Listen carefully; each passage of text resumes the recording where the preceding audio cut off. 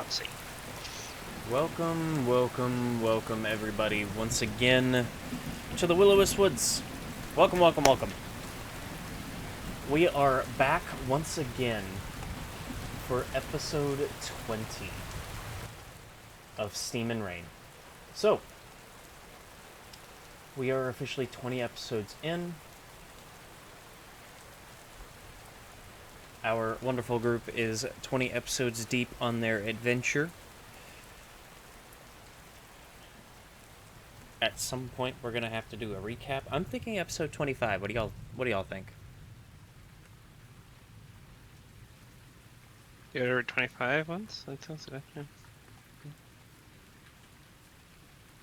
If the group survives long enough. Nonetheless, welcome. We'll be fine. Not really. Welcome. Our gorgeous Matt has decided to cover his camera for a moment as he likely changes pants from how excited he is of being here. Hootie and James, of course, are tired of my shit. But Excellent guess, but I'm just eating food. welcome. Last episode was almost entirely combat, but our group, of course, managed to deal with the issue in front of them. We dealt with one of them. The issue in My front eye is of them. fucking twitching. But with the basilisk that was in front of them dealt with, and the others seemingly scared off for the moment, the group now has to find a way out, as during the combat, with the issue of the magic failing to send the creature into the river, with no real other option, Lars used one of his more powerful offensive spells, and with it came the dislodging of stone. Now, our group, after their harrowing fight and their attempts at finding how far this cave-in goes, now they begin their attempt at a long rest as they all sit Yeah.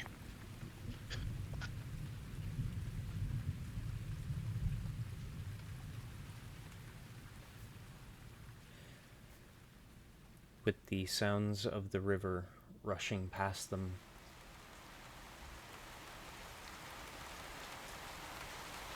And the sound of movement no longer around them.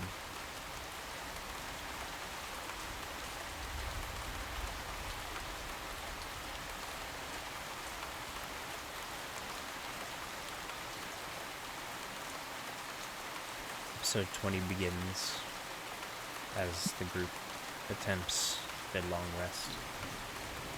Who is watching first? That would be me.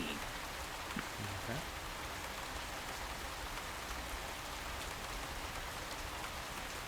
Let's see about sleep order. Who's watching first, second, third? I don't think they're gonna be breaking any fucking anything that we have, so there's not me, Lars. Yeah. I would be perfectly fine making a full watch, as long as you guys can get your full rest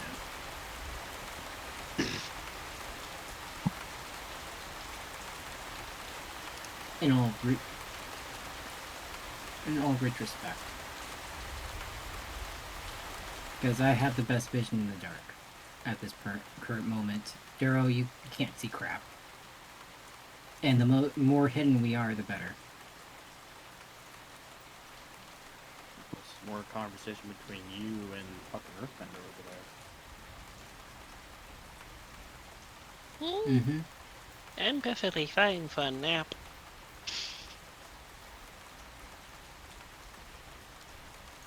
I myself am perfectly fine with staying awake for this watch the full time, as long as it needs whatever's needed for you both to take your full rest. Wake me up if Nice. something needs killing. Well, most definitely. That sounds the most befitting.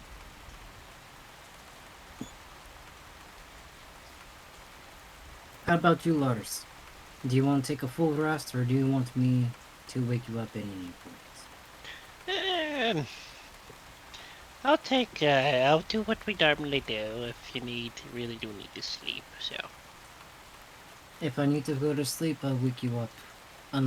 Otherwise, I'll let you rest. Because you're gonna be our ticket out of here.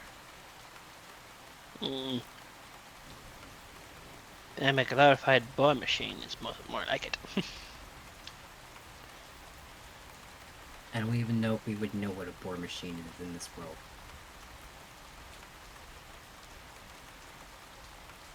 Remember, this is more or less steampunk, not complete fantasy.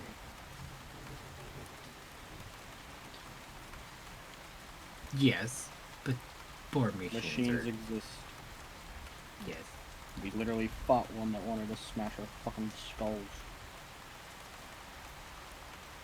Boar machines, however, do not. Aha!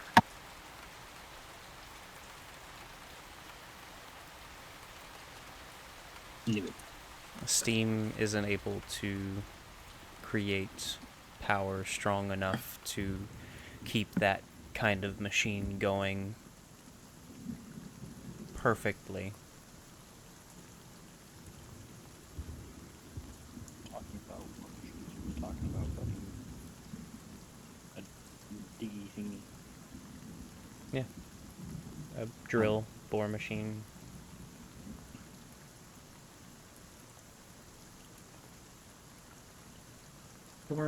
What about Ferrati? Does she have dark vision? I can only imagine. Everything has fucking dark vision except for humans. That's not actually correct. Which is funny. There are a number of creatures and species that don't have dark vision for some reason. Don't understand why, but, you know.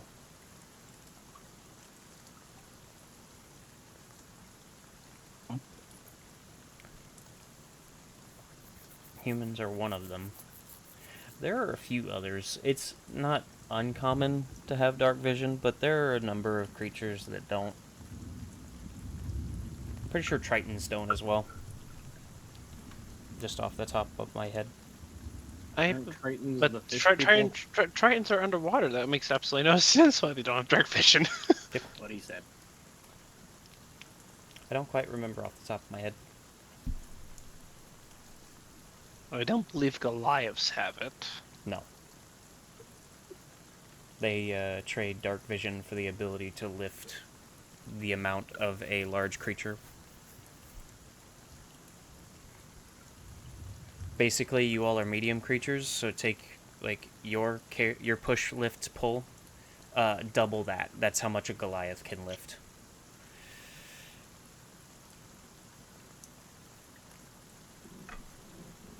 Yeah, Which Venor's is- huge, and which is like triple that. Yeah, it's weird. Well, Thormir will speak to Ferrati and ask her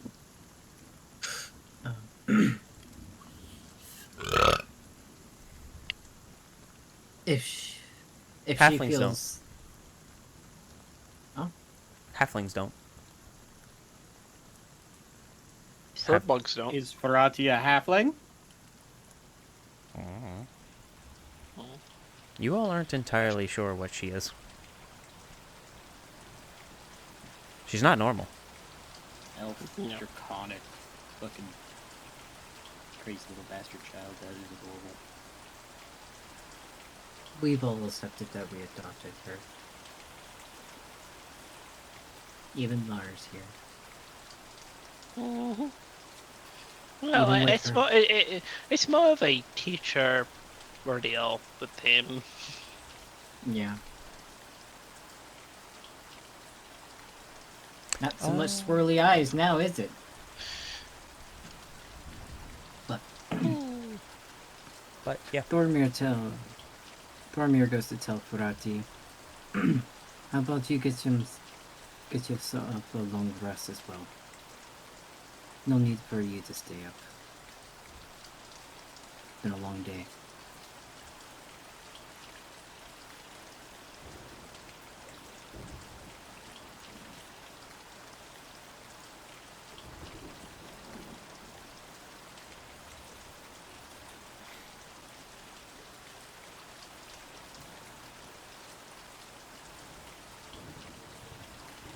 Me and Larry are gonna have some bonding time.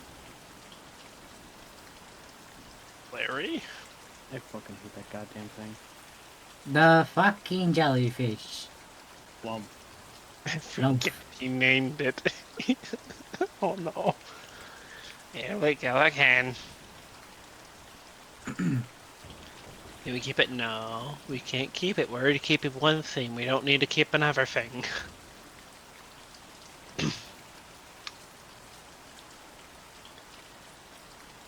Don't you fucking dare, kitty cat. Yeah. And Lars has got to settle down. And Trying that to hide. basilisk backs off that was about to eat fucking Thormund. What? Don't worry about it. Don't worry about it. So, Nope. Ah. as you all are getting your little camp set up, Ferrati is actually hanging out over by the edge, looking down at the water at all the glowing algae. Or whatever it is that's glowing in the water.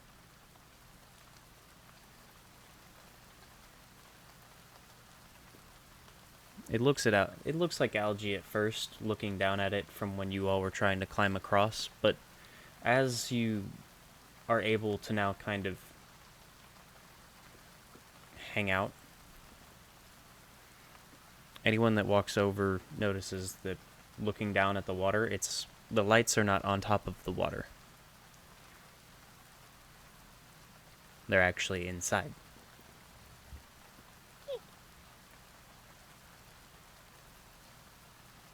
That's freaky. Might be fish. Glowing fish. Throwing stones into the rock. There's that too. But there's fish that can glow.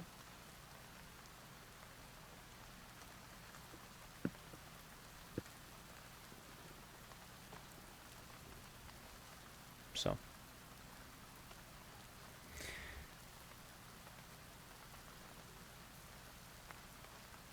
Thormir, Yes. perception check.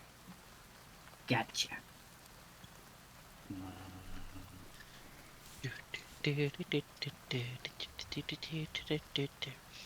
19. And 19. Okay. And are you staying up for the entire watch? Yes. Okay.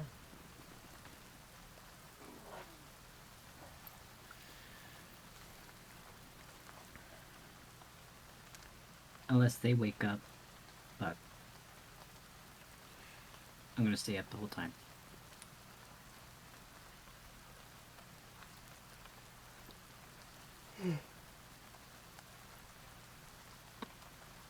The first few hours, nothing seems to catch Thormir's attention.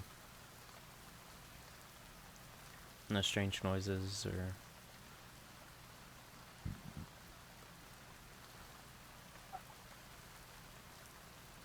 no strange shadows.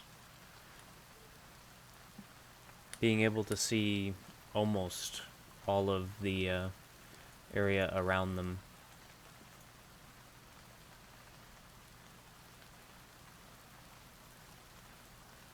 Yep, almost all of the area around him. Thormir is... I see up to 180 feet. Oh, neat.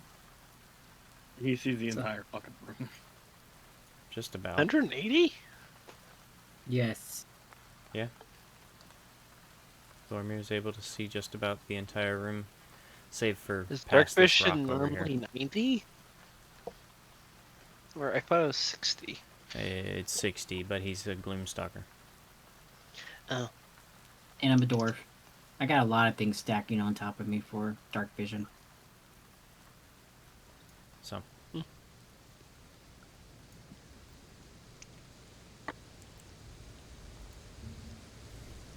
Good thing I have good eyesight too.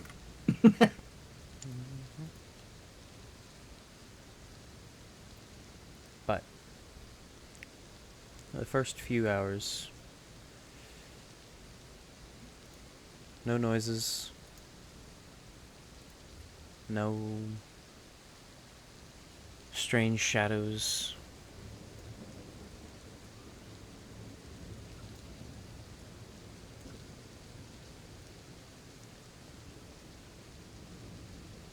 This portion of the watch seems to go by just fine. However, Okay. a few hours in, Thormir can hear very light splashing.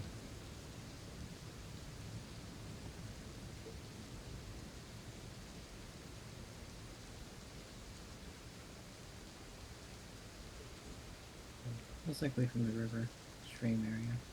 Might be the glowing fish. But because Thormir is the person he is, I will go in to investigate cautiously.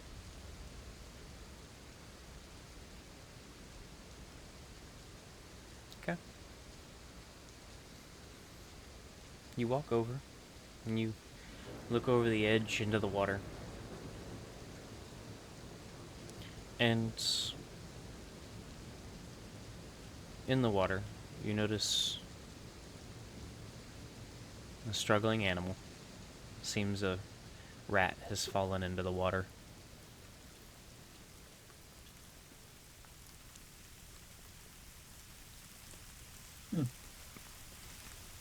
Seems to just flow by as the river continues its current. Okay. Can't save it. Can't put it out of its misery, so I'll go back to my area. Where I was before. That's really far down.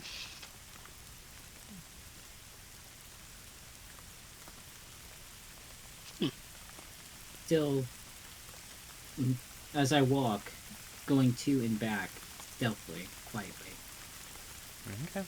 Go on ahead and roll a stealth check then. As you watch the flump float past you. 13. Okay. As you're sneaking back, you watch as the flump floats past you and down into the crevasse.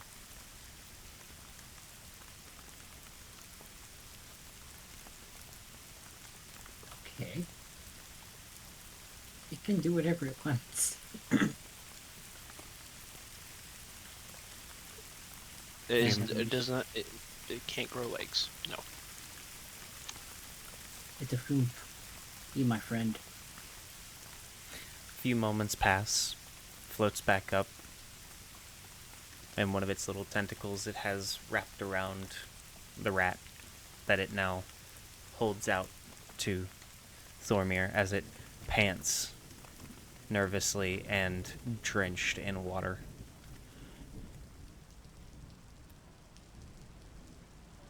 That's fucking cute. But kind of meant it's something else. The rat promptly throws up water. Boromir graciously accepts the rat and puts it down on the ground. The moment that you put it down, it darts. The Flump And then you hear it. watches it as it runs off, then looks back to Thormir. Dormir does a appreciative bow. The And in Flump then distance, you hear a floats off. teeny tiny splash.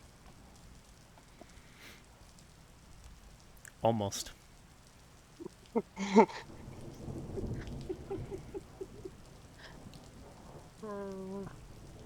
But the Flump then floats off into the cave once again, just kind of floating around the area curiously. I wish I could talk to this damn thing. You have, Kind of like, wish I had the animal handling or skill whatever. to. Well, you can actually get this magic spell just to talk to animals. That one allows you to talk to beasts, yeah.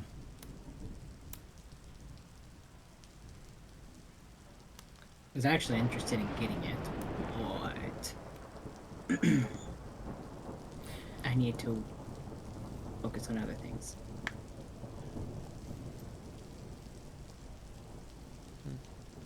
But the watch continues.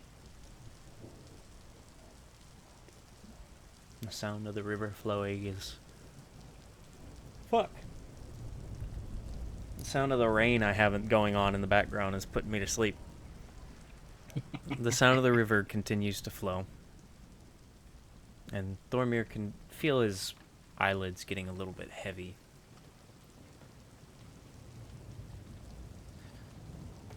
Go on ahead and make a con save for me.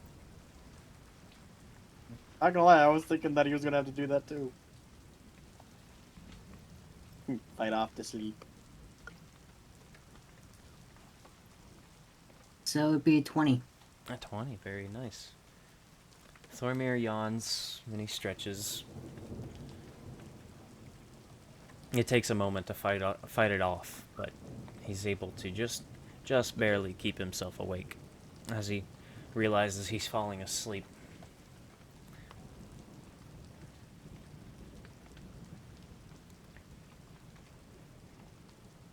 The sound of the river continues to flow.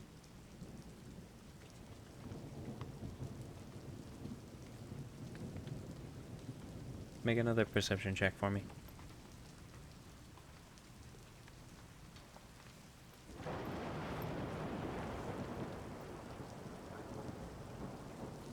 $11. 11. With having to stay up as late as he is, Thormir's mind starts to wander.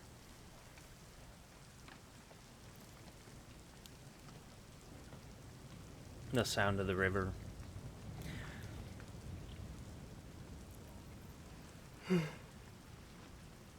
Ah, fuck. I'm putting myself Where's to your sleep. fireball? The Have sound to of the work on your river. con save.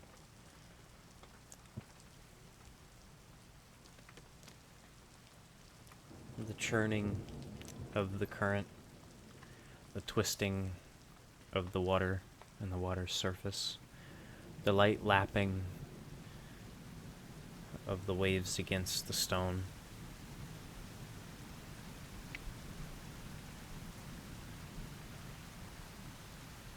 Thormir starts to hear a familiar hum in the back of his head.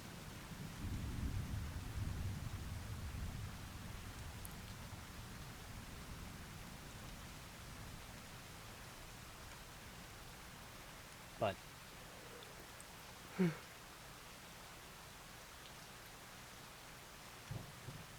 for the most part, his attention is kept,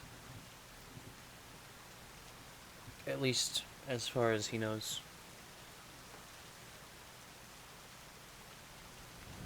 As it gets later into the night, you notice the Flump has chosen a corner, and though it continues to float, you notice that the eye stalks have sunken into its body. As it rests next to one of the stalagmites across from Lars. So it's flumped off to sleep.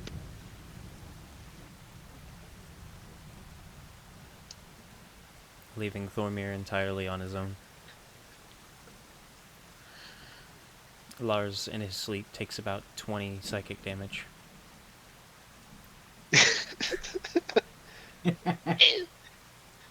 My shield's down.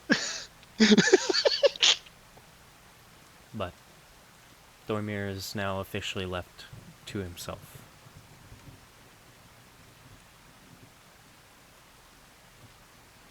Hey, look at that! You are. You're such a big boy. Matt's got a You're Twitch such baby. A big boy. I'm so proud of you. And it's you. Mm-hmm. But Thormir is officially left on his own.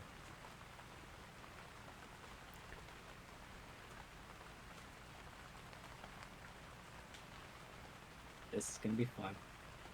Like one more con save. Come on, let go.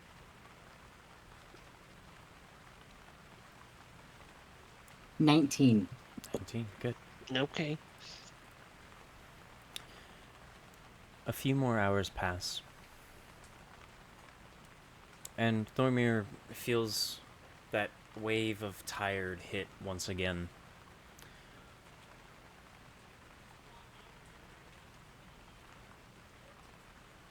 But he's able to shake it off as he watches the others sleep. This realization in his mind that he's the one watching.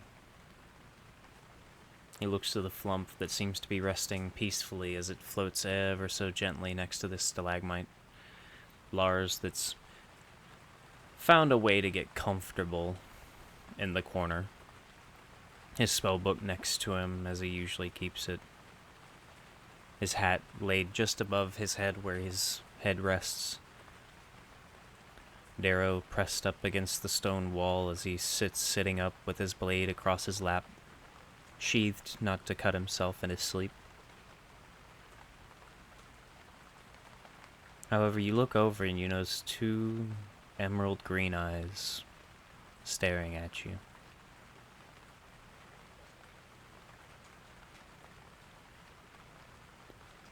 The ever so gentle light of the flump glittering off of them as they seem to stare at you wide.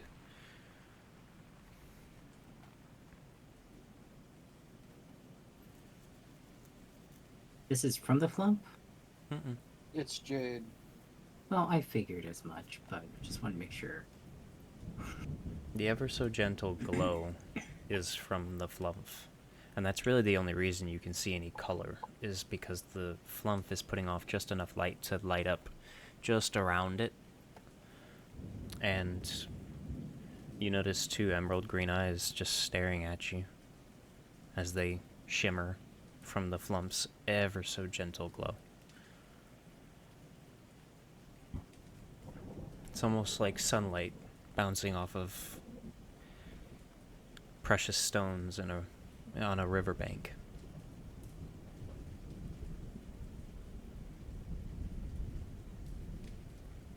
Not bothered by it, really.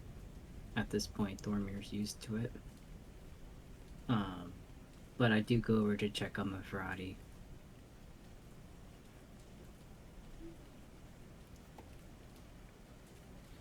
As you get closer, you notice she shifts and moves, seemingly further into her small bedroll, as she seems to hide.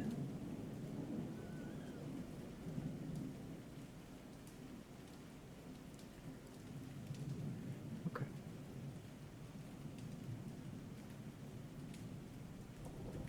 Is she completely covered by her blanket? As she shifts back into it, yes. Okay. Save for her face that you can see. I was gonna put back her blanket if it fell off. So. Just making sure she's good. And realizing that she's fine, I go back to my my post. While going back, I do take a glance at both Lars and Darrow.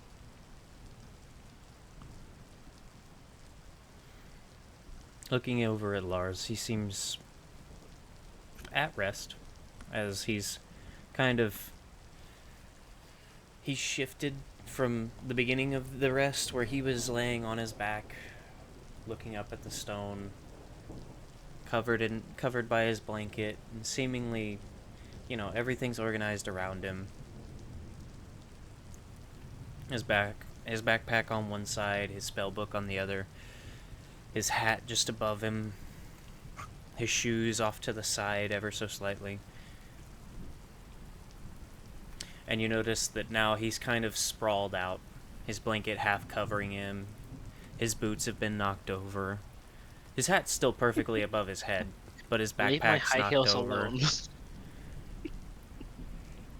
One arm is thrown over his spellbook, the other under his head, but also not. It's just kind of in a weird angle that he's going to wake up and it's going to be asleep. Darrow has not moved. It is deathly silent and still. He is in the same position he started in, and it is almost concerning. If it weren't for the fact that you notice the ever so slight rise and fall of his armor as he breathes. Boromir goes over to Lars, obviously stealthily, and fixes his blanket. Oh, have tea.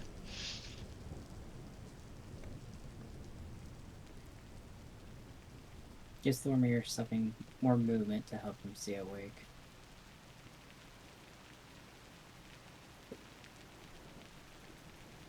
As you walk over to Lars and then you cover him back, you hear shuffling behind you.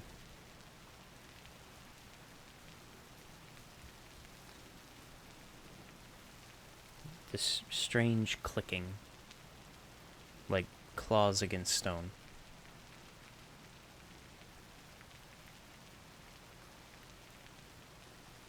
Okay. As you turn back around, because it doesn't sound the same as the basilisks when you had first heard them. The clicking was rapid and like heavy sounding. This is smaller. Faster, almost. But not as many. And you look over and you notice Ferrati's bedroll is empty.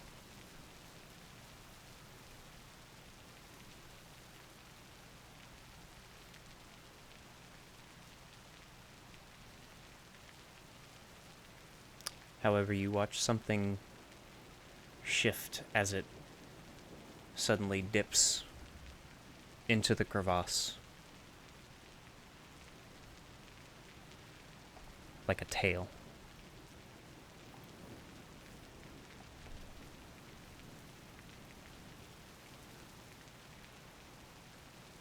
I go to investigate, not as stealthily as before. By far.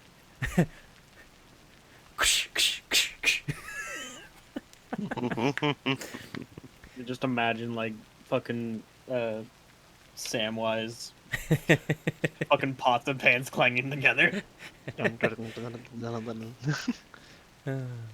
Thankfully, I don't think Thormir wears like No, he has movable leather armor. armor. Yeah, he's got leather armor Leather. on, so he's mostly not making any noise, even while he's not as stealthy, but he's not loud like Darrow would be if he were to try and move quicker.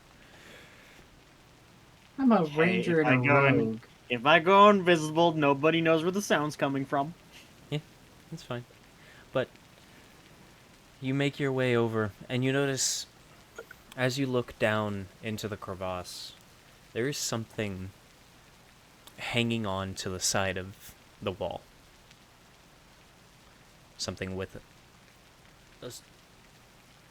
As you can't really discern color, and from this distance it's difficult to make out, you just notice a shape with a tail that swishes back and forth, just kind of clinging to the side of the wall, and you're not entirely certain if it's pointed towards you or if it's pointed towards the water.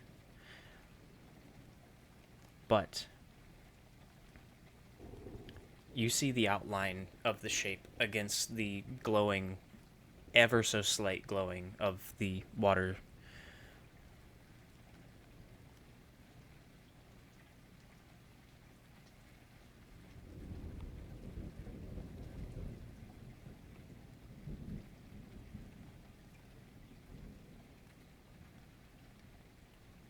A good one. Dormir is just gonna assume it's Ferrati and chooses to observe. Okay. The entire world implodes. Congratulations. That just reminds me of the fucking, hey, look what I can do, as a tiny kobold runs up to you. He then begins to focus extremely hard, and you look up in horror as you notice the sun glowing brighter before suddenly exploding. Neat, huh? But here's the scarier part. This means that he's done it before and somehow fixed it.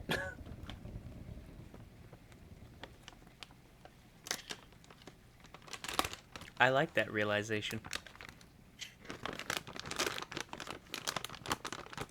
Or did he just, yeah, I'm gonna show him how to do this, and they'll just watch the consequences.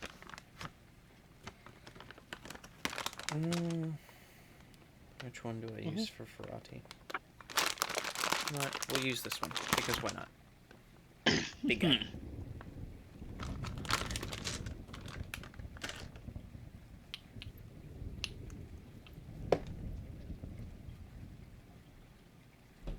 You hear a very sudden splash noise, as whatever this figure is suddenly throws what looks to be an appendage of some kind into the water. Did you define appendage?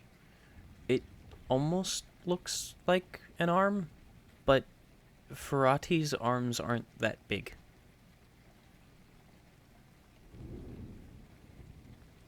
Boromir chooses to speak softly. In Draconic,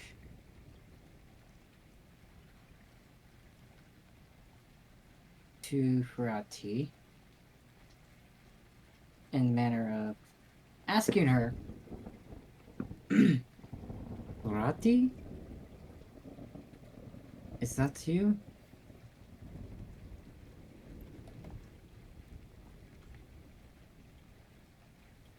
Make a charisma check. Charisma, charisma, charisma.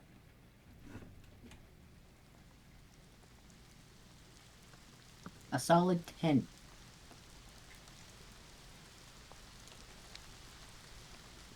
Whatever the creature is seems to ignore you.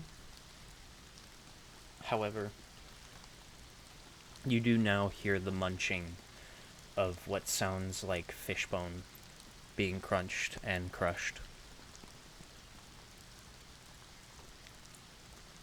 As this figure now seems to, using 3 limbs, arms, legs, using 3 to hold on and the 4th to eat what they seem to have just caught. It seems to ignore you for the most part.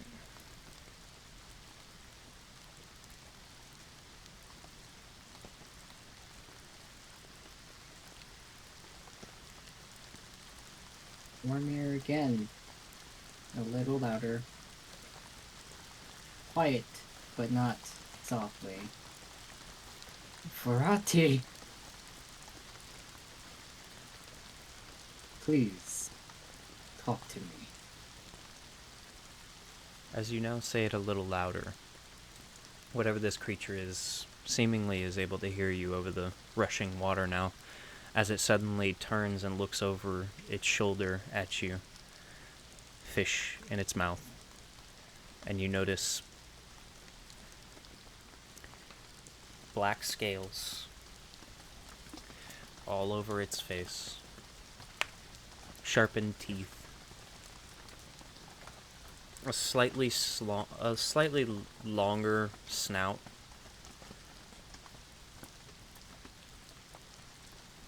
and 3 frills of white scales that go down its back, as its body is covered in these strange black scales.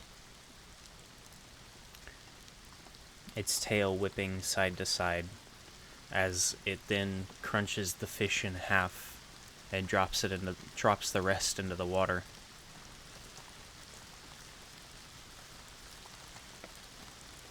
And 2 emerald green eyes that slightly glow stare at you.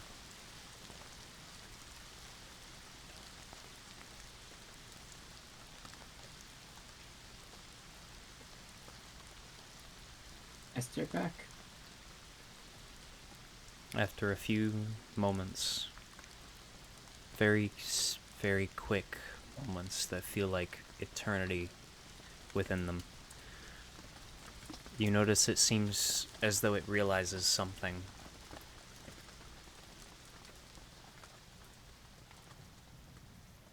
And it lets go of the stone, falling into the water.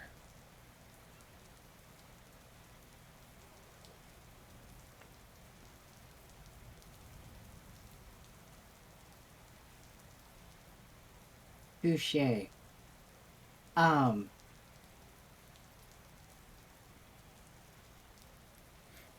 Damn it. I cast the spell Alarm. Audible. Not ritualistically, just actual casting spell. Audible to both Darrow and Lars. Sadly, and that's not how that works. What? Seriously? Alarm. No. Alarm is a string that you put around an area to basically warn yourself of if something enters or exits the space that you put. Damn. However, you can just get their attention. Yeah. Fires an arrow at both of them. not- An Well- arrow has replaced my arm! I'm gonna. If that doesn't work, Dormir will yell.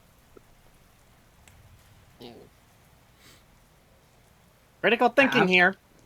Well, here's the thing. I'm going into the water. I have no spells to help you because I haven't have the opportunity to prepare them. So, Dormir yells to both Darrow and Lars, I'm jumping into the water. The girl's in.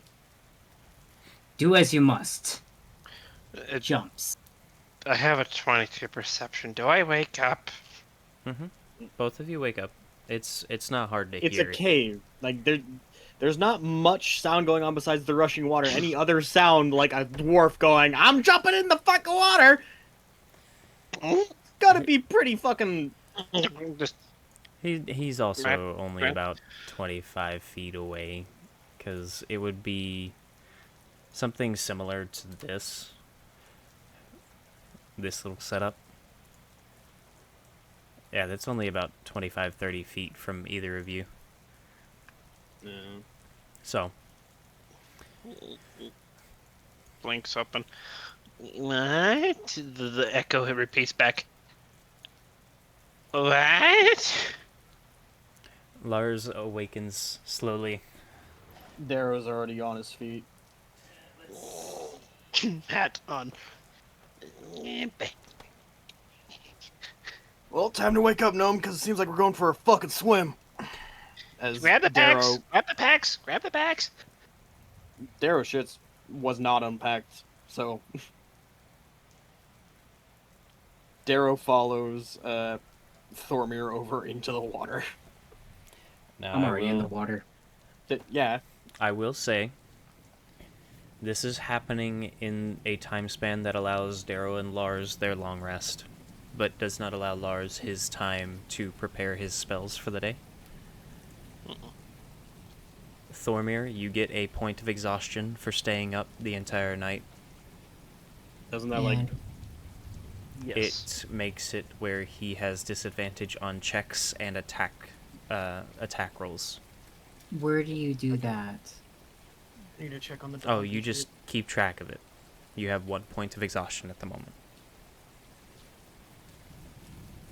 I'm tired. Mm-hmm. Can Yep. I run over across? Do I see both of them? No.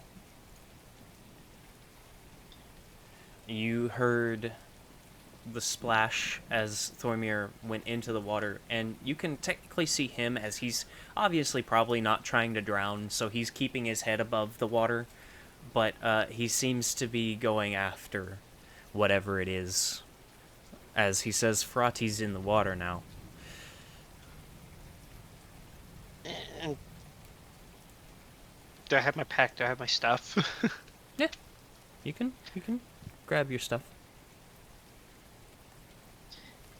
Sighs heavily, as quickly as possible, but wraps his wizard book made out of paper, you fools! And It is magic. Please it's grab over. Please grab her bedroll while you're running. You're telling the gnome who has a poor... He's gonna grab his stuff, because he's gonna barely not survive anyway and follow after. Knowing how bad of a swimmer he is.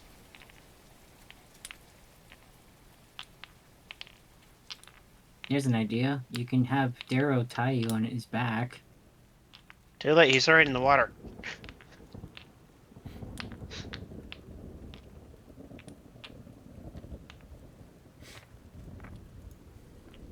Just looks down in the water. Yeah, a bunch of idiots! Sorry, it's just disadvantage on ability checks for level 1 of exhaustion. Attack rolls is 3, but it's looking also at the saving new one? throws on number 3. I thought that was number 2. Mm-mm.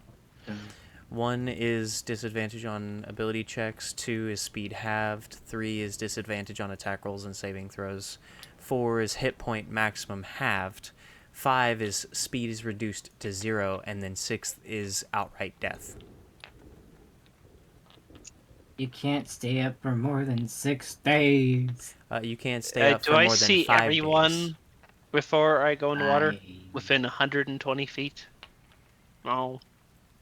I mean, you could see Thormir and Darrow. You No don't see Ferrati. Ferrati.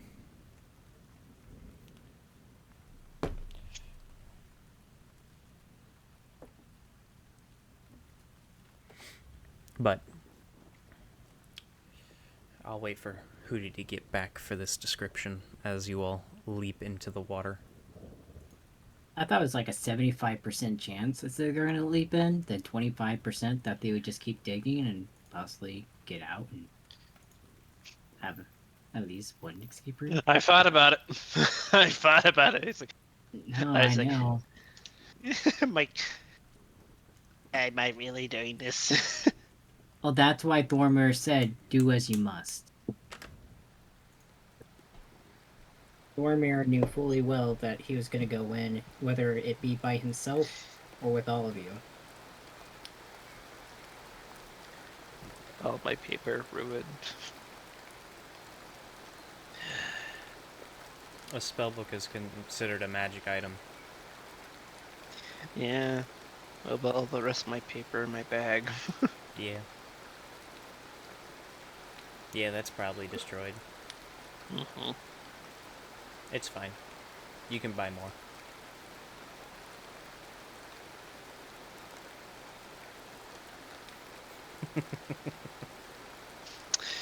Sure.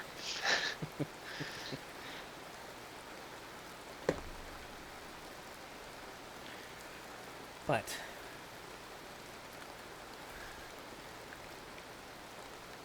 Going for a swim.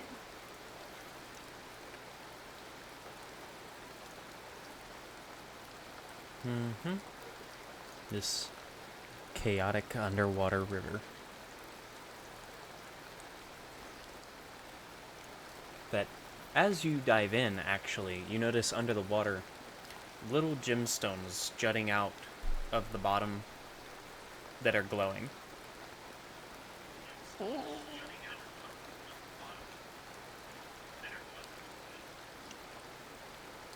There he is. There was a symbol as well. I'm debating about going and grab myself a cookie. Or I could. I don't have my phone. Shit. Last thing I heard from my phone was gemstones littering the fucking river. It would seem that a lot of the glowing light is from these random clusters of these gemstones and crystalline rocks that are jutting out ever so slightly that are causing this bioluminescent effect to the water. Just swimming. Okay, Ferrati, Ferrati. Money. Ferrati, fight now, Ferrati, Ferrati. But You're You also a gnome. The fact of you being able to resist the current, swim down, grab a rock, and come back up.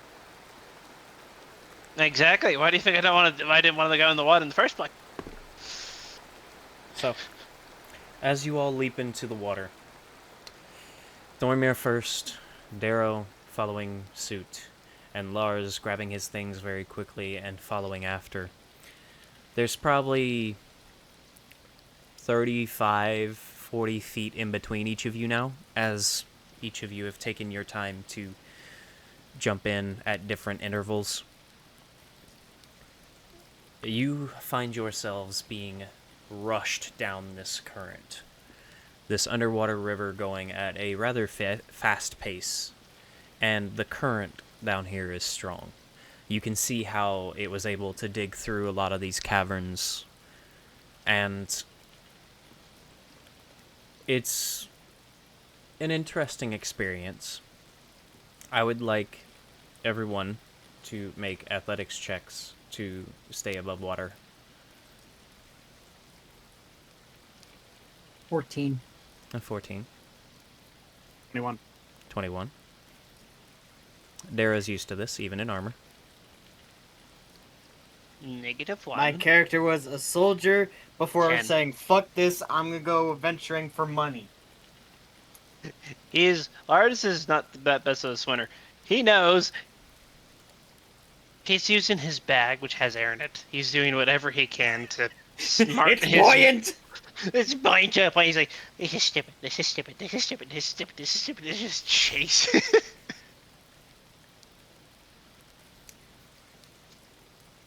As you all very quickly find yourselves rushing down this river,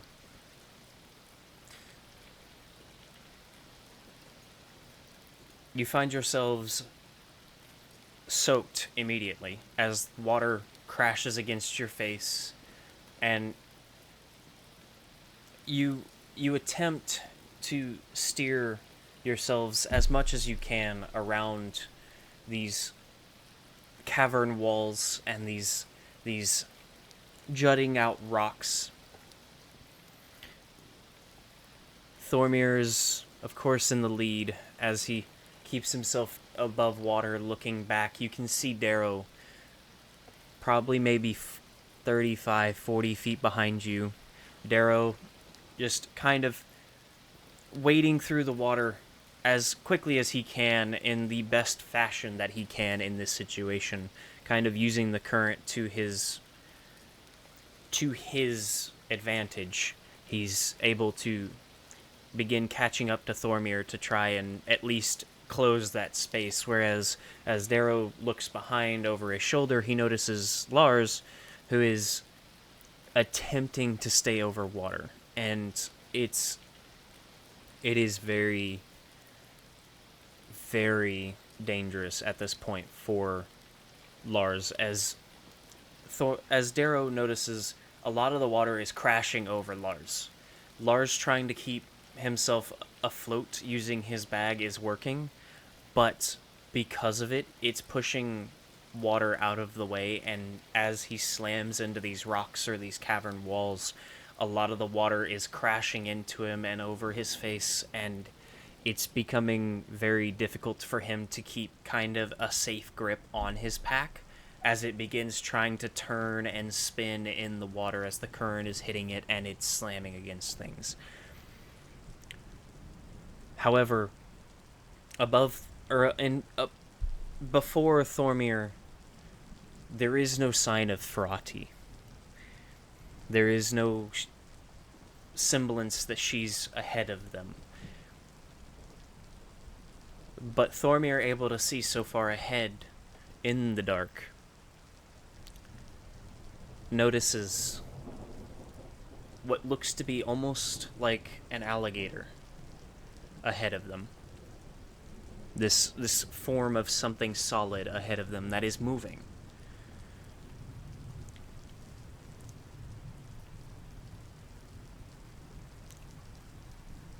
I would like another round of athletics checks,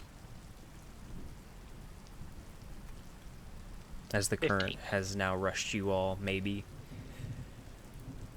About... Not only is Darrow swimming towards Thormir to try and catch up, all of you have already been rushed maybe 150 to 200 feet down this river. Like, got a nat 1. Grabs his lights and throws them down. Just Dirty Okay. 20. A dirty 20 for Darrow. 15 15, that's good. So, and lights as far down as he can. So 140 feet of light. I'm going to say you can do one or the other. You can either concentrate on your spell, I'm going to concentrate on staying afloat, thank you. or concentrate on staying afloat. Because right now your situation is you are currently being thrown and jostled around as you attempt to stay afloat on your backpack. The amount of pressure that is going on right now is intense, and every time you slam into one of these walls or one of these jutting out rocks, it is almost impossible for you to focus on your spells. And you cannot get your spell book out safely without letting Memorized. go of you have to have your casting focus. I have my wand. You have your wand? Are you going to take a hand Yep. off to use it? No. That's the issue. As a wizard, you have to have your casting focus, whether it's your spellbook, your wand, or anything else. If you were a sorcerer, it'd be a little easier. If you're like... They're kind of the same thing. It's yes. To a point. Spellcasting's the same to a point. Yeah. But the issue here is you have to release your bag with one hand to use your focus. So, the demon cat is back. I wish we bought the bird. But It doesn't have Discord audio. Thought it did. as you all are rushing down the river, as Darrow is beginning to finally catch up to Thormir, Darrow watches as Thormir suddenly, as he is turning to look at Darrow over his shoulder, Thormir suddenly stops and then suddenly goes under the water. Thormir, you feel something has caught onto your pant leg, onto one of the belt loops that holds on your leather armor around your legs. It seems that a rock or some sort of gemstone or something has caught on to one of the loops and one of the straps that wrap around your leg and is currently holding you underwater with the current still slapping against your body as you are now completely submerged.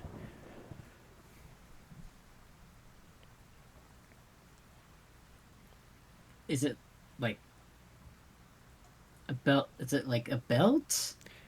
So the way your leather armor, because of you being a dwarf, you're a broader figure, and not all of the armor is going to cover all of your body, obviously, but you have these very thick, long straps that wrap around wherever the armor does not cover. Cut it off. with You're gonna my- cut it off? My dragger. That's Okay. the only thing I can do. I'd rather live and keep going Okay. and let go of some armor. Okay. As you cut it off, I would. Ooh. You know what? I would like a dexterity check as you are trying to cut this strap without cutting yourself. Oof. 7. A 7. Go on ahead and roll With your advantage dex. with your dex modifier. 13. A 13. Okay.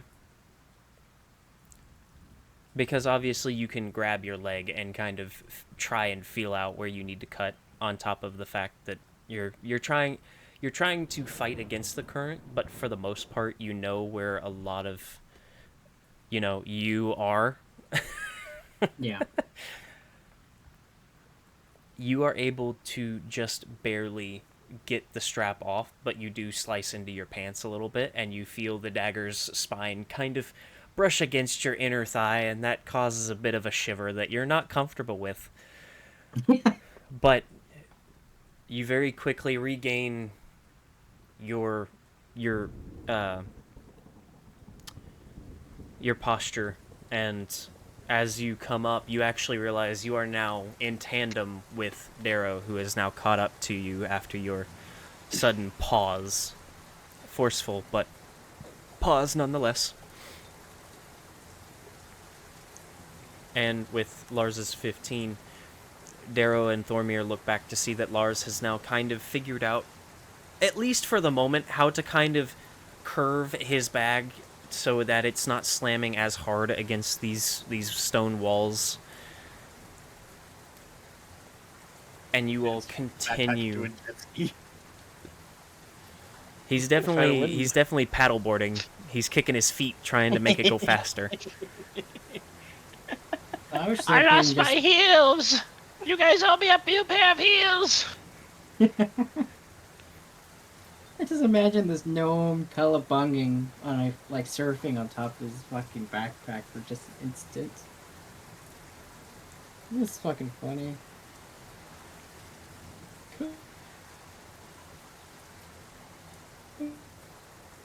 I regret everything. No. I think this is it. I really need to start marking these. And I would like a perception check from everybody.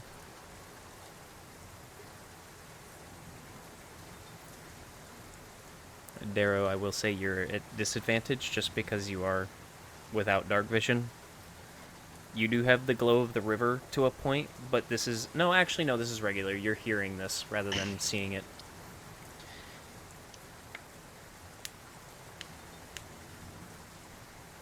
Nineteen. 19. I prepared a certain spell that 17. might come in handy.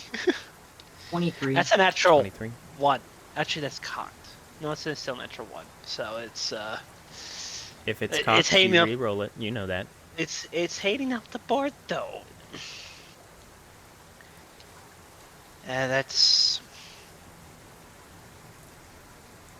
You can come here, you know. 22. A 22. Okay. I went from a 1 to a 15. As you all now have been thrown maybe at this point 600 700 feet from where you started down this current, You hear Are we going like 100, 200 feet, 300 feet, or something like that? Well, with everything happening, and you all trying to swim ahead as well, and trying to catch up to Thormir and whatever it is that he's chasing after. I'm more asking so I don't get bludgeoned to death. No, you're fine. For the most part. A little waterlogged. Might have some swimmer's ear, but You all, as you are now so much further down the river, you hear something coming. Hear something loud that's echoing off the cavern walls. The rushing water is getting louder and Is it louder. a crashing sound? No. You hear a very loud rushing noise. And Thormir sees it. Or at least sees something. As maybe 200 feet ahead of them. As it gets just within his dark vision, he notices what looks to be a very cragged and basically like the water has cut through it. It's not perfect. It is not pretty, but it is an archway, basically. And a very jagged cave opening. Oh. However, Thormir can't see beyond it.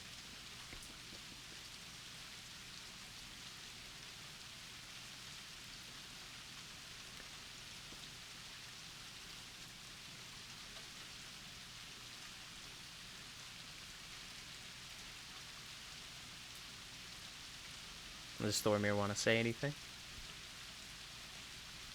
I don't know what I'm going into, Okay. No. to be honest. you and I are next to each other at this point, motherfucker. If anything, we're all going into something.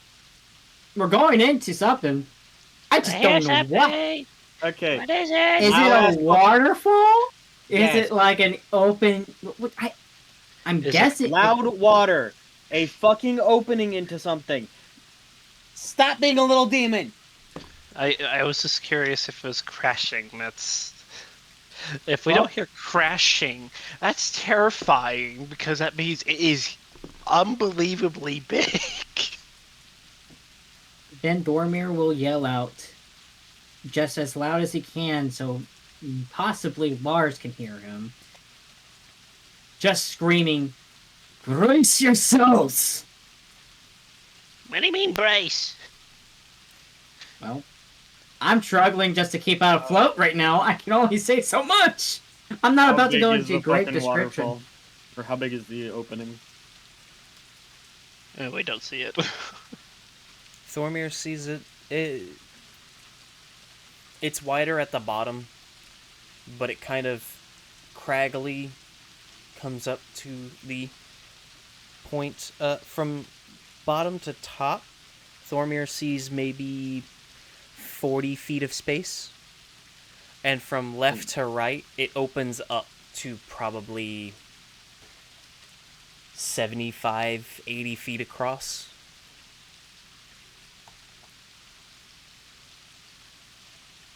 We're about to have a fun time. I'm talking about the distance of the archway. Like, how far apart is it? Is it far as fuck apart? Or close and then opens up to stuff? Helpful. I don't We'll quite see. understand the question, I don't think. What does the archway look like? Oh, it's like the cave entrances you all had come in from. It's like a natural cave entrance, basically. It kind of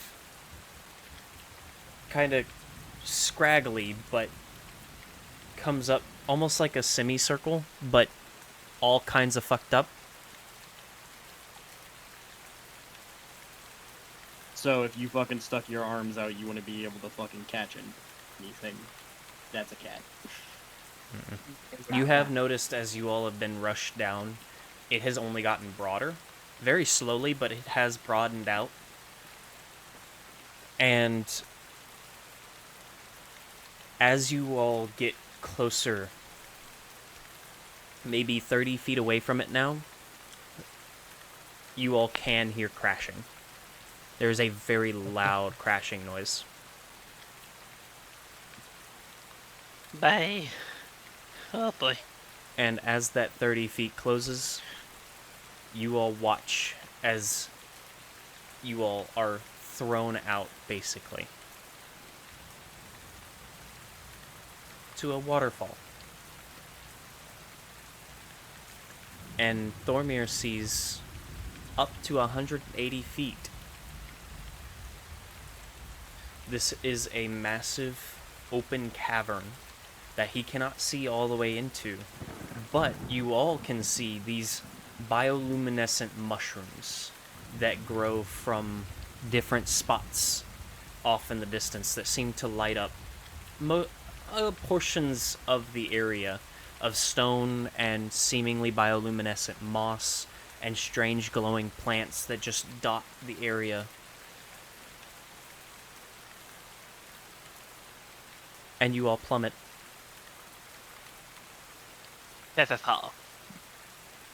You all Is that plummet just on you? up to about 60 feet. You all plummet, and Lars, I would like a dex save. As you're trying to do this and time it where you have at least 60, that 60 feet of space. So you're trying to do this as you all are about to hit the water, basically. 16. A 16? Darrow just fucking does the coffin shit for diving. Just fuck. As you all are about to hit the water, you see the waterfall behind you. As it falls, you feel the water crashing against your skin from above as it falls with you.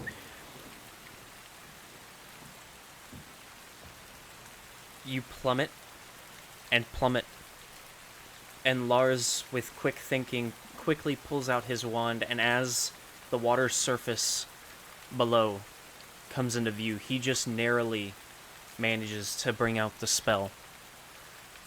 And as Darrow readies to crash into the water surface, uncertain of what is to come, you all find yourselves now floating. Not slowly, but floating.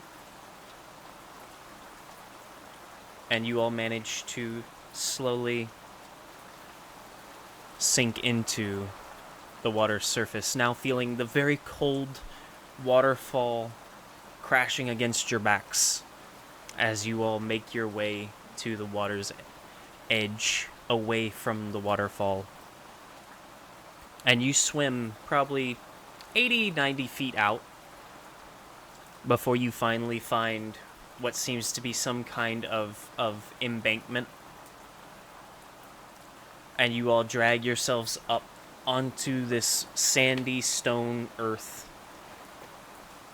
And you notice as water laps in and out of this underwater beach, basically, of rocks and loose stone and sand,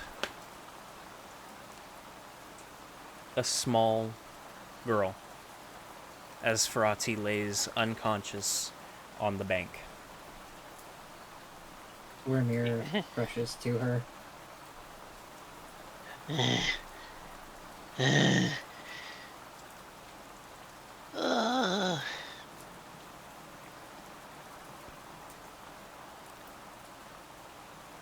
And walks over.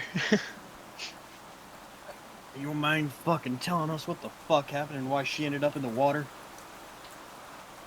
Dwarmir doesn't talk to you, just rushes over to her. Just to check on her, see if she's okay. And if she is awake, well, he's gonna talk. She seems to be breathing. Puts away the potion. Ugh. Looks over to Darrow and Lars. At this moment, I will talk to you about it as soon as we make camp. We need to make sure she's okay. As soon as we can have a nice, safe area, I can talk.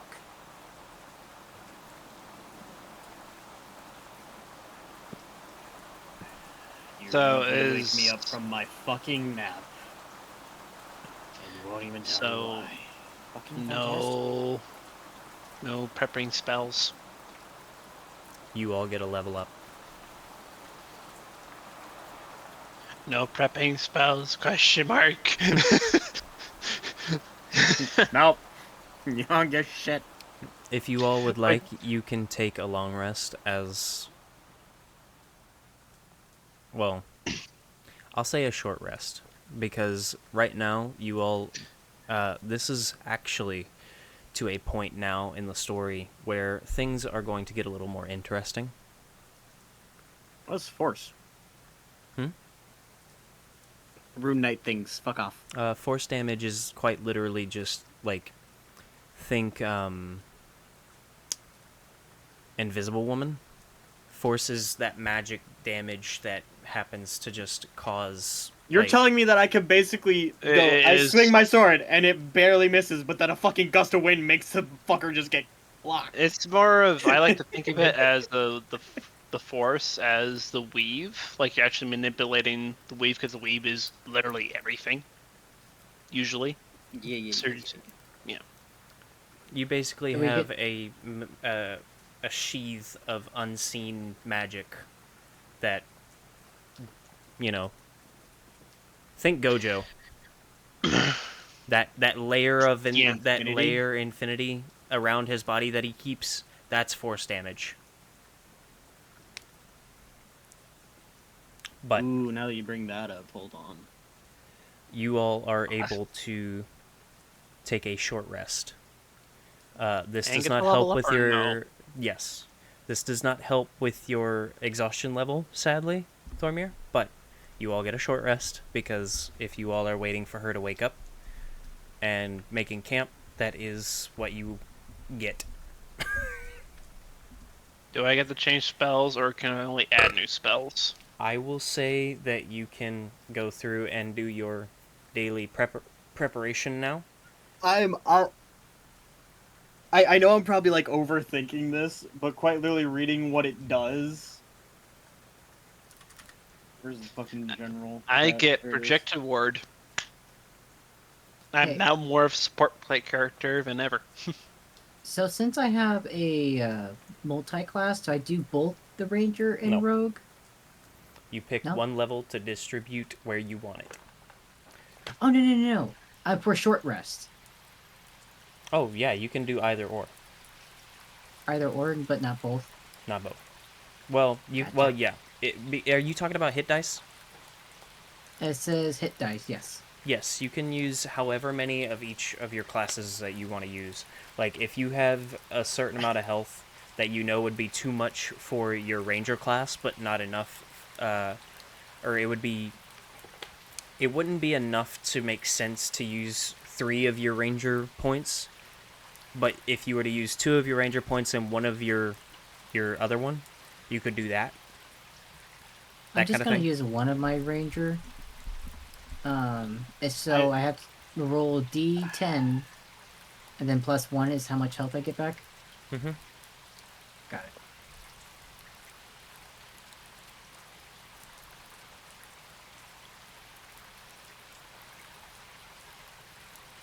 Six, 7, 9.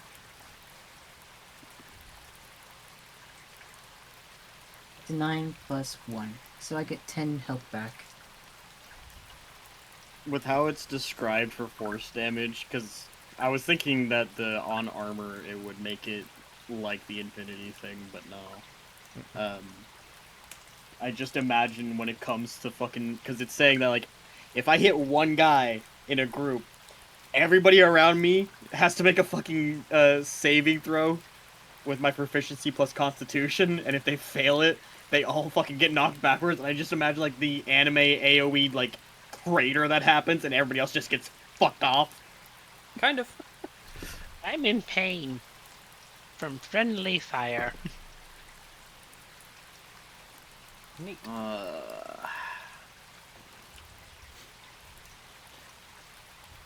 In the meantime, Can while I we're waiting, carve? No, damn it. in the meantime, while we're waiting for Jade to awaken, Dormir talks about what happened. Feel free to roleplay it out. Real quick, I have a question. I have If an I answer. if I was to put the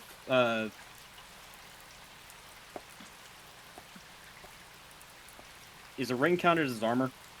No. A ring is So if counted I- as an item. If I was to put the fucking rune of force onto the ring on my hand and then punch somebody in the fucking face with it, would it count as damage? Or force damage? No.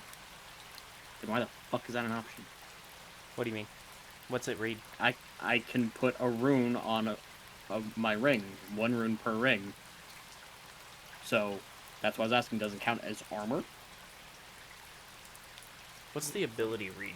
Because that's curious. I've never had a rune knight in my game, so So it's the engraving on the weapons is literally just once you engrave your weapon, you can invoke the power of force to add force damage to your dice roll, and if you roll a critical hit on the enemy, will take additional 1d12 force damage, and all enemies around you must make a Constitution saving throw against 8 plus your proficiency plus Constitution modifier.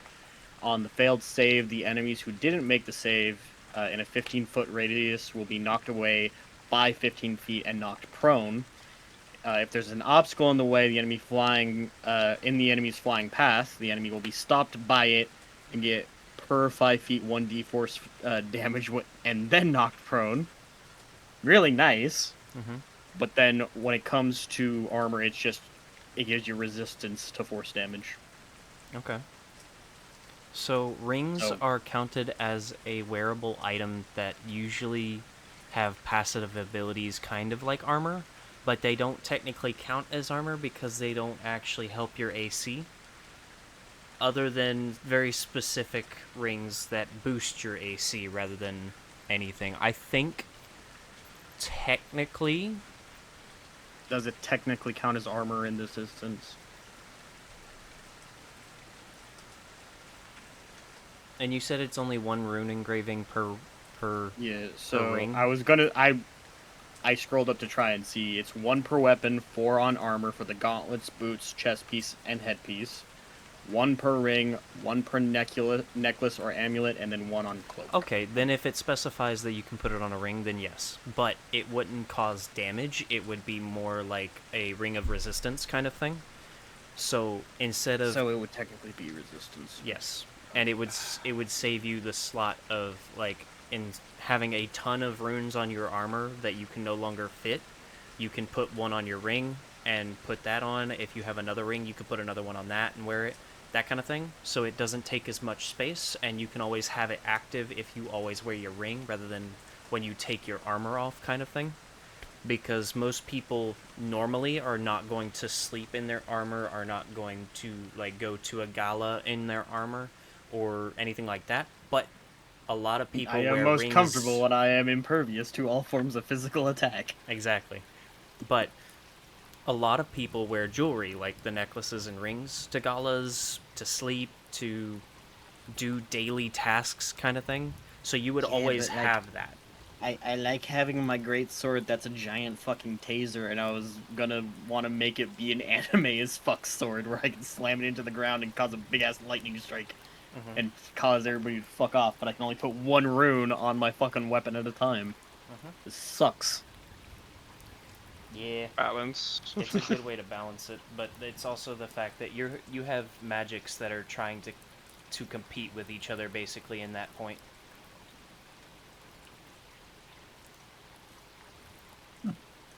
But nonetheless,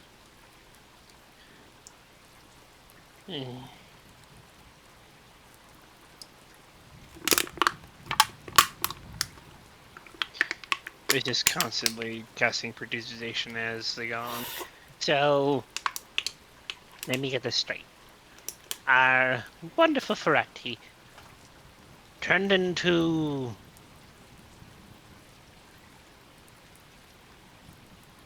a, Oh, a reptilian-type creature,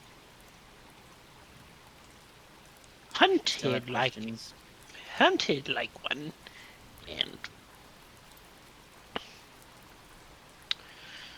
ugh, as is all happening, he's writing down stuff in his book. By all means, I was not expecting to see what I saw. But if you have an issue with it, please let me know. Oh, as if we'd have an issue with it. We care about the girl just as much as you do. This is definitely a fucking weird thing, though. I have an apprentice that might outlive me now.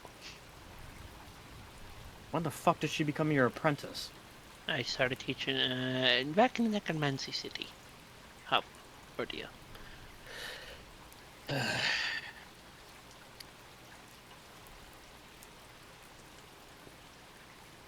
What can do force damage? Spells, abilities.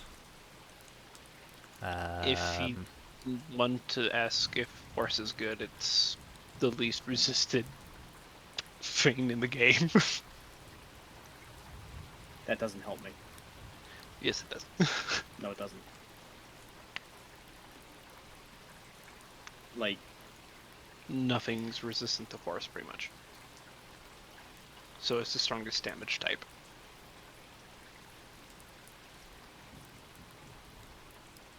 well, my one issue is the fact that if I want a grand rune for the maximum amount of damage, I need to carve a grand rune, but that would take the time of 12 fucking hours to carve it. So I can't exactly swap between lightning and force. So I'm either Lightning's good. having, huh? Lightning's good though. No. It's the thing of I can either choose between frost or force. Like I have a whole bunch, but I'm thinking of either frost or force. I remember 'Cause I reading into get, that thing. You got some really fun ones in there. I'm thinking really hard about the fact of like what our world is. Frost would be really nice to have for attacks and for fucking resistances, considering it's raining all the fucking time. So getting hit with one of those would be fucking devastating, just like lightning. You gave me a level up in the middle of story shit, Will. God damn it. well, you all survived. You're welcome. I don't know what to pick. That's why I ask, like, what does force? I think me and Will normally have the same opinion when it comes to this stuff. What would your character want to do, and what do you want to do? This is why I say that. This is why I say. This is why I'm struggling with the option because I, as my character, I would do both because resistance to force would be really nice in case some fuck ass wizard wants to try and throw me around with magic. Anti-frost would be really good because it's both I would be able to freeze people and resist being frozen in a world full of fucking water falling from the fucking sky. So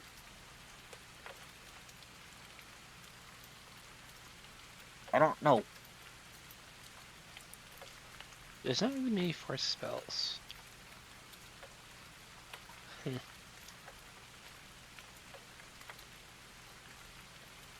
They don't come to mind except meteor.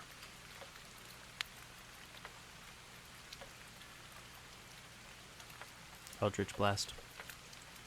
There it is. So if you ever fuck around with a warlock,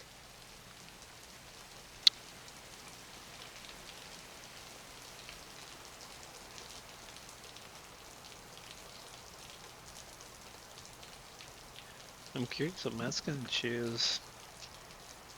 But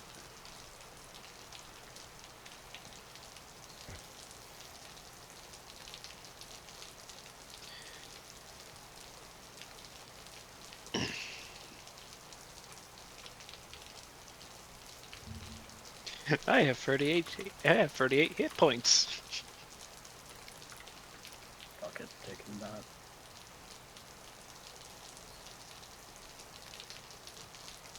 Wait, what the fuck? Second level? Yeah.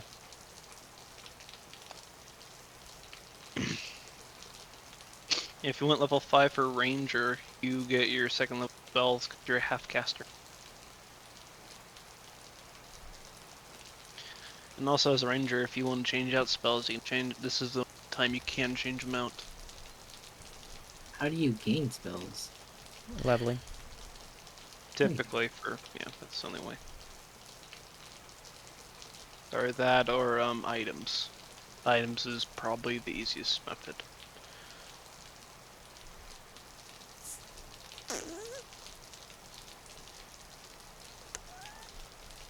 Rope trick. Rope trick's fun. I thought about it, but I took 2 spells, which I had a roll for one of them. Well, So now my joke is no longer a joke.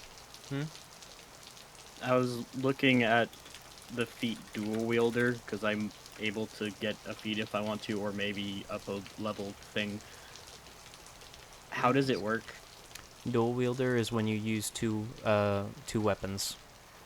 It's two light, or not too light, two simple weapons, and it's kind of like the idea of the characters that dual wield short swords or scimitars or whatever. They're able So not to. great swords. I can't overlord. this. Doesn't dual wielding also actually allow for it doesn't except that they can't be heavy. Yeah. I'm guessing a great sword is a heavy. It's a It's my second most used feat in the game. it's a heavy weapon. It's not a simple. So that's fucking useless. So you can use martial weapons, but you can't use weapons that require two-handed. If I remember correctly. This is the way I can get to dual wield rapiers and other stuff like that. Okay, well. I can now do Rune of Force and Savage Attacker. There's so many good feats for a fighter. I'm terrified. Because one of these days, if he's just like Now I'm I can done roll with for fire, damage twice and choose whichever Bam. one I want to use. So basically, instead of doing one roll of damage and be like, ah, I only got 9, I can roll twice and be like, I can either deal 9 or 9 or 18. I'm a fuck its day up. Oh, I can add a spell. Nice. And also, if I remember correctly, if Matt's going level 5 as a ranger, his damage. Roll call. What's your guys' fucking hit points now? I have 38 with shield of 16. So if I'm using it selfishly, which normally I won't be because I'm a support character, I just got my 6th level spell, so technically everybody has 16. If I see an attack, I can move my shield to you and negate 16 damage. But it uses the shield, so I'm at 38.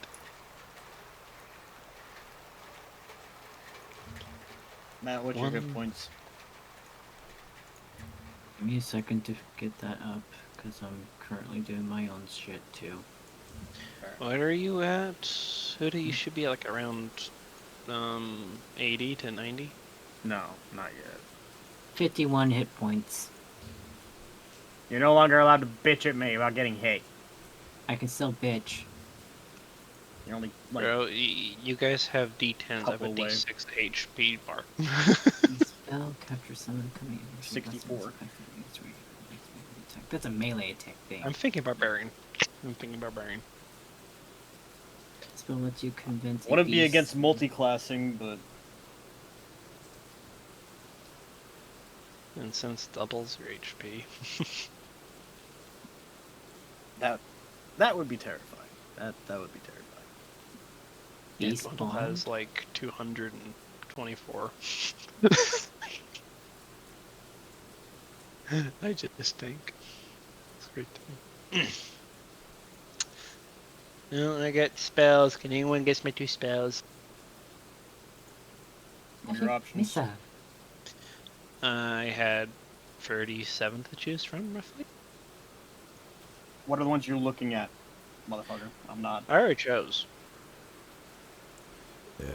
This is not my art, but this is what the group basically is seeing.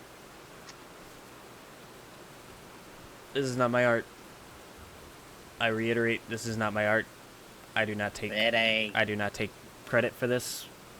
It's somewhat what you would. Beautiful. We're in the Underdark. I'm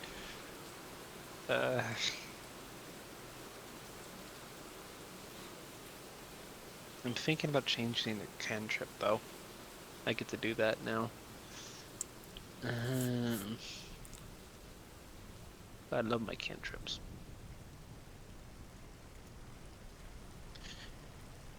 I'm gonna switch 2 out.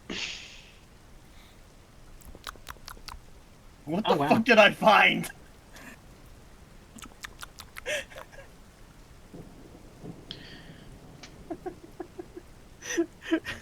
Okay. Do you see general chat? Okay.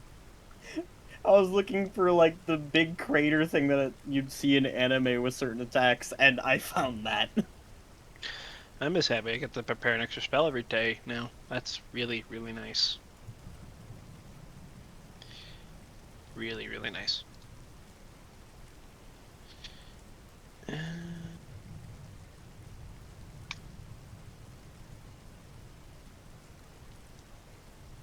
So,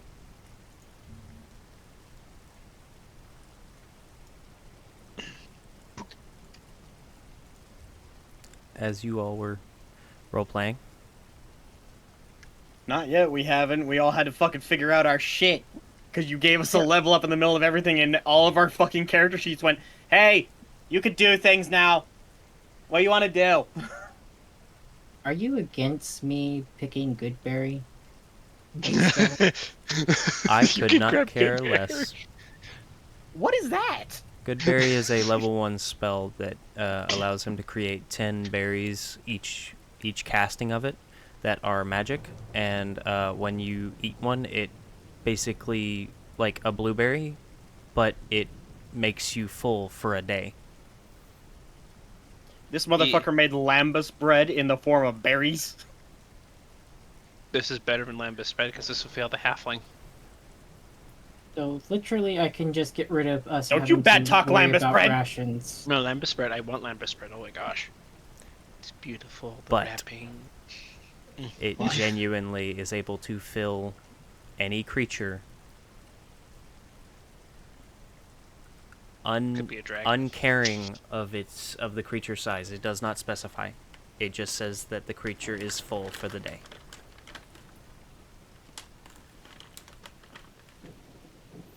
But you all find yourselves Would this work for liches?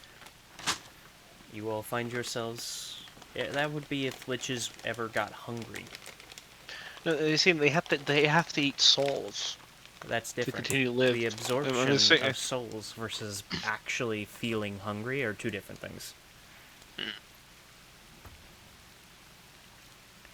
Sorry, weird thought. I had to ask.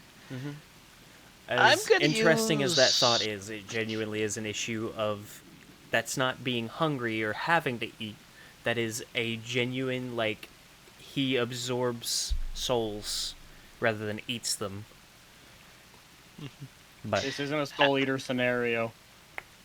nonetheless, I'm going to ritual cast detect magic. okay. You look around, and there is no magic to be found. Other than, Then Ferrati and whatever's Darrow is. whatever Darrow is glowing with. Mind your fucking business, gnome. Oh crap! I'm blinded. No! No! The cat! You do notice that Darrow's runes are what are glowing rather than his actual items. Darrow noticing Lars doing detect magic and like looking around and everything. Just because the fungi and mushrooms are glowing doesn't mean that they're magic. This is just nature. Happens. What if I'm just trying to look around so we don't get killed?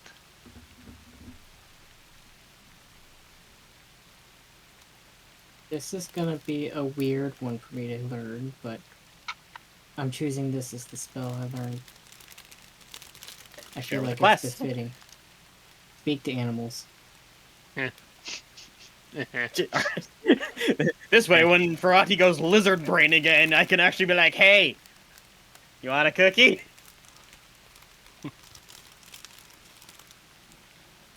So I guess buying the item from the future is pointless. The little necklace Yeah. thing. I can always change my spells, but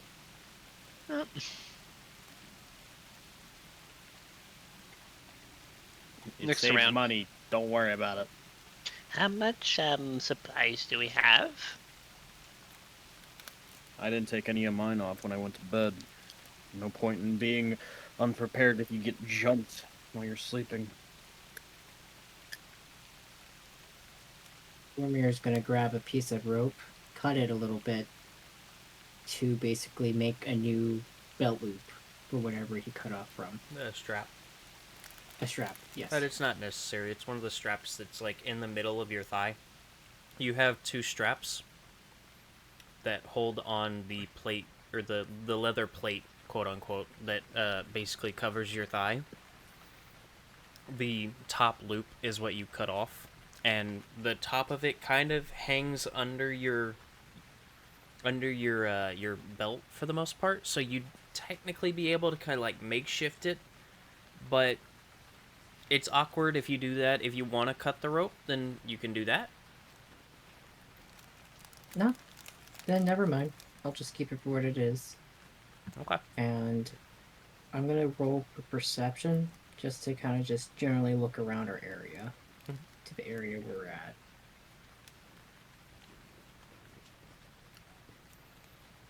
Please As feel free. Lars and Daryl, their thing.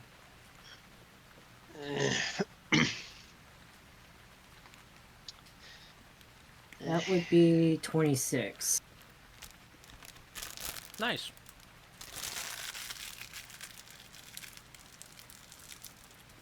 What I see is what that image is. You notice throughout this area and out throughout this open cavern, there are a number of glowing mushrooms. These massive, not necessarily like tree-sized, but they are rather large. Maybe 20, 25 feet, like the top of the cap kind of thing. Probably at most, I think the tallest one you can see from here, you guess, is probably around maybe 60 feet tall. That's a big fucking mushroom. And you notice that all of them are bioluminescent. All of them glow. There are a number of little plants here and there. Some that glow, some that don't. You do notice moss that kind of covers some of the areas that does lightly glow. And you notice a number of bugs that fly around, crawl. Some of them glow, some of them just look weird. And you notice that this entire area is just one massive cavern.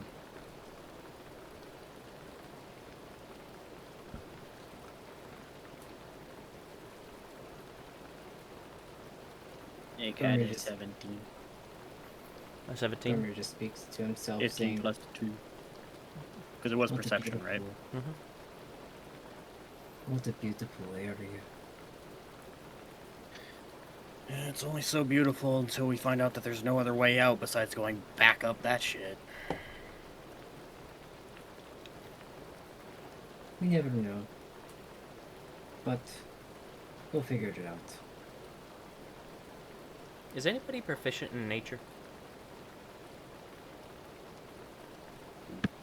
Mm, +1. Somehow I have a -1. Well, I'm a A ranger. ranger with negative nature. Well, nature is the knowledge of Intelligence. the lore and stuff behind environments and what's in it, rather than the actual knowledge of I know not to eat things that I don't know what the fuck it is, and I don't go near shit that might fucking kill me. basically. I have a +4. I have no proficiency.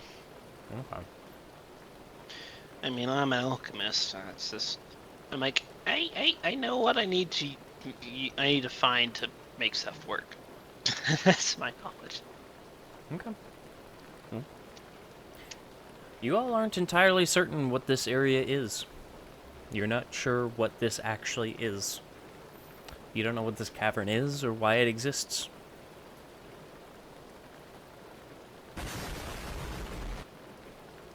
Unnecessary.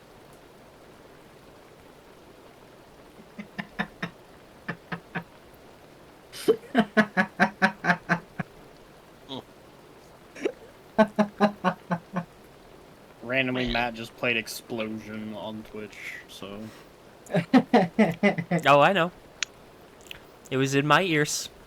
No, I know, that's... I was explaining for James. Well, I had finished my thought. It exploded in my ear and just unnecessary. yeah. Cool. This will work. This is why It Matt was- can't have nice things. This is totally wise, sir. That's a good laugh. But- I feel good. You all notice that this entire area, though unknown to you all, seems to be some kind of ecosystem. It is some kind of underground ecosystem that obviously is beautiful, but it's strange and a little unsettling to be in an open area like this that seems to have foliage, plants, life, and not feel rain falling on you. How long was the drop down? You look Like back, all this? probably, Near 1,000 is what... well, you can't really see past the, with your dark vision, you can't really see all the way up. Matt can't see all the way up. So Thormir's uncertain as well how tall the waterfall actually is. I thought we dropped 70 feet. I mean, Yes, it's but he's not- asking how far did we go from our makeshift campsite and the fucking cave we were trying to dig our way out of. Oh, is And that what you were here. asking? Mhm. About 850 feet. Oh. So, And then you all dropped a pretty good distance down the waterfall.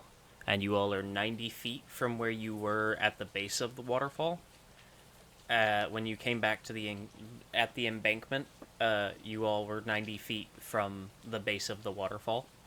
Thormir currently cannot see the top of the waterfall because his dark vision is not far enough to see it. Well, Mars, look around. So, our defense is wonderful. Something.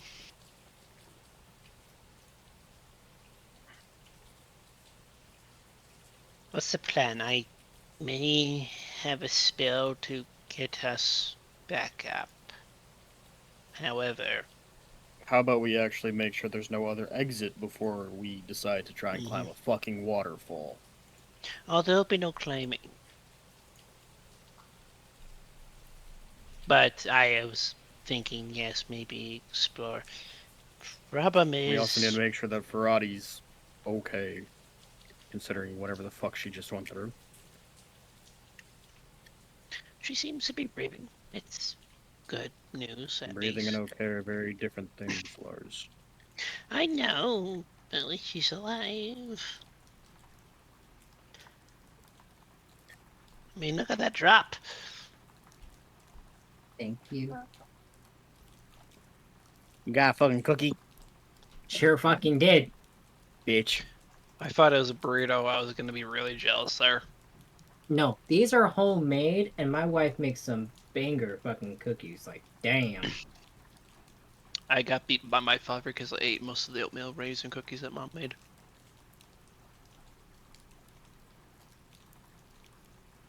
My dad makes me smoke cigarettes if I don't eat my spaghetti. The mental fucking flashbang of what the fuck came out of your mouth. I got my ass beat because I ate all the oatmeal cookies, oatmeal Oreos. Fuck. Oatmeal raisin. They're Damn it, better than Kat. chocolate chip.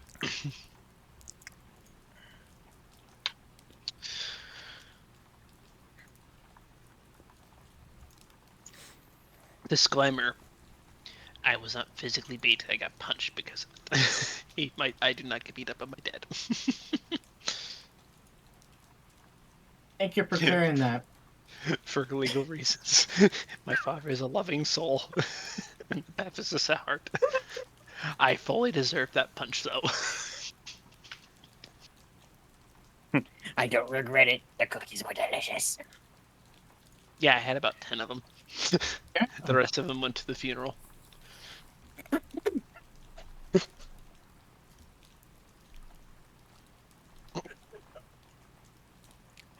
What the fuck is this James lore drop right now? I have a really messed up and interesting life. And I have to keep things interesting. It's the only way to keep friends.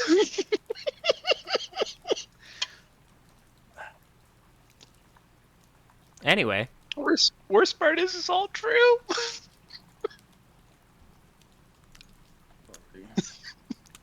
anyway.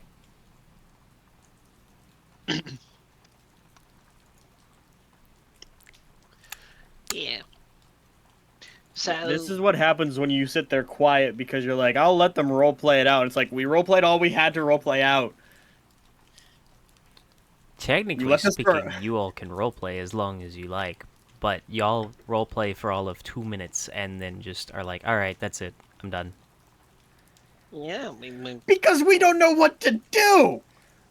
You We're could- stuck in a hole in the ground! And You could shut up. literally describe doing just about anything that would make sense in this, and I could give you a role. You all could interact with each other, talk about what you're going to do, what needs to be done. Okay, got it. I want to go try the mushroom. You could do that. Yes. No. I'm This going is to a go whole new meaning inspect. to magic mushroom.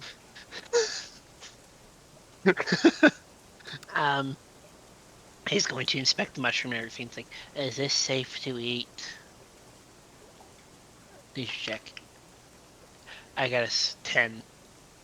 You have no idea. I'm gonna grab a bit. I'm gonna rub it on his hand. Or his arm and look at it. See if it does anything.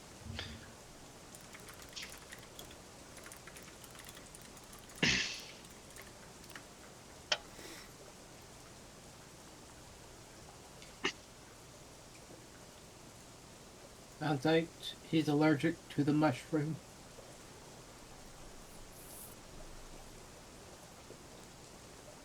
And you just grab it from one of the tree-like mushrooms? Yep. Okay. As you walk up to one of these mushrooms and you try and pull off just a little bit of the skin of the stalk itself, you pull it off, and underneath you notice that it's bioluminescent. You notice under the outside layer, it is bioluminescent, and as you rub it on your arm, you notice that it leaves this streak of powder, almost, along your arm that just glows. It doesn't burn, doesn't numb. It just seems to glow slightly. It's almost like if you were to take, like, flour and rub it against your skin. It has that kind of consistency to it. Hmm. And as you blow it away, some of it goes away, but for the most part, the stuff that you've rubbed in has now stuck.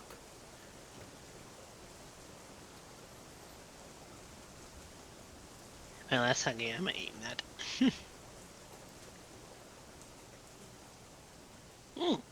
Night lights. Oh. Is this exploring everything because this is probably new territory of ingredients that has seen hundreds of years. If ever.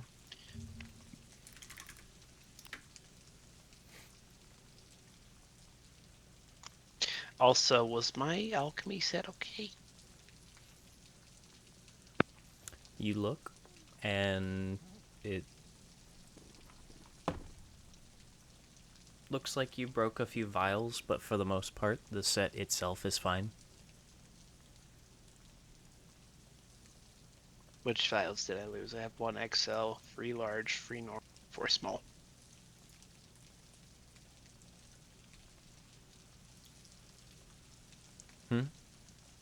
Which ones did I lose? I have an XL one, I have 1 XL, I have 3 large, 3 normal size, potion size, and I have 4 small ones. I need to add 2 normal ones back because people drink the potions. One of the normal ones.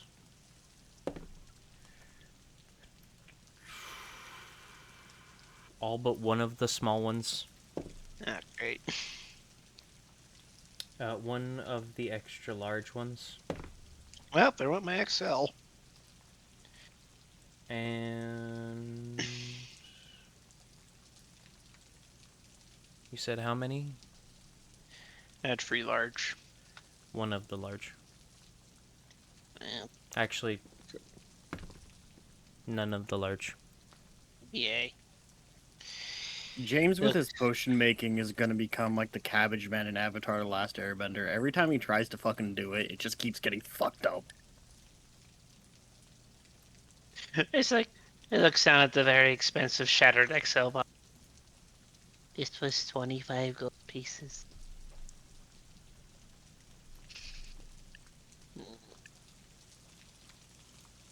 I was gonna make a bomb with this. It's just depressed. Give away. No new ingredients. No bombs. I was gonna give it to one of you to throw it. It's just a magical concoction you shake up and you throw it. But oh well. It's gone now. Lord. Maybe you'll be able to get back the money needed for your alchemy set by what we find here. The alchemy set has fortunately somehow survived this time. Or at least your vials. That's what I'm talking about. Any interesting post ingredients? You have no idea. You have All no this is new. idea what any of this is. None of you are proficient in nature, so you have Looks no at idea Ferrati, what looks this at actually this. is. Okay, she's still sleeping. He's gonna spend however long it takes until Ferrati wakes up. Just gathering stuff and looking at it. Why am I rolling high on a d6 now? Motherfucker. Rolling a d4. There we go.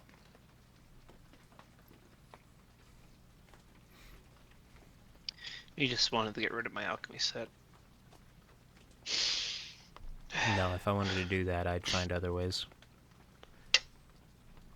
A giant Mario plant comes out of the ground and eats your entire alchemy set as you try to make a potion. No! No, what I was thinking is your magical cat just comes by and just what's it? I'm not responsible for her actions. Phew! You're a deity! Fix it!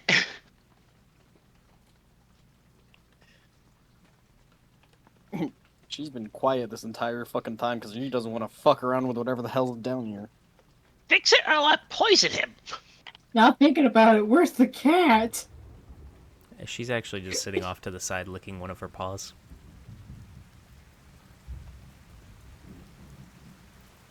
At least she You had a notice- joyride. You notice she is entirely dry, seemingly unhurt.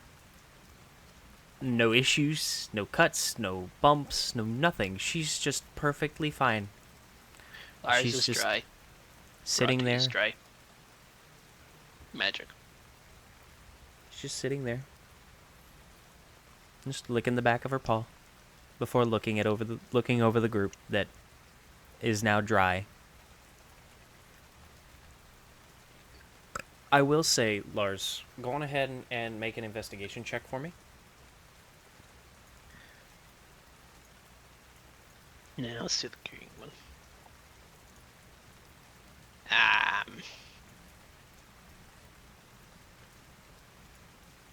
21.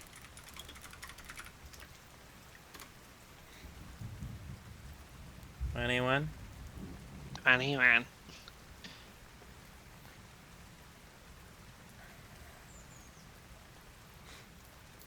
Give me just a sec. As you are traversing this area and kind of trying to find little areas of plants and these strange new creations here, I'm gonna need a small area in my notes for this shit. Hold on. Don't worry, I have a little thing for mine as well. This poor page is just tearing off. off, and this page is getting used for my inventory. Oh, I'm So not just worried about to inventory. fucking- I'm talking about plants. Just to fucking recap, Thormir's sitting at the little makeshift campsite watching Ferrati. He's Which- out fucking messing around with plants.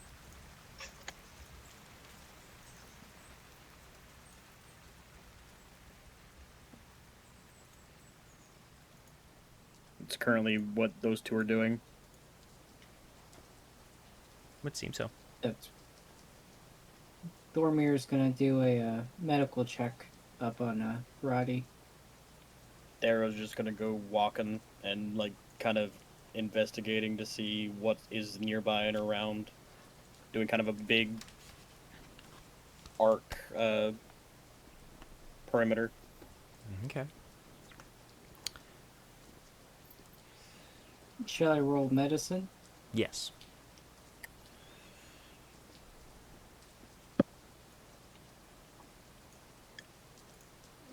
$19 plus 2, 21.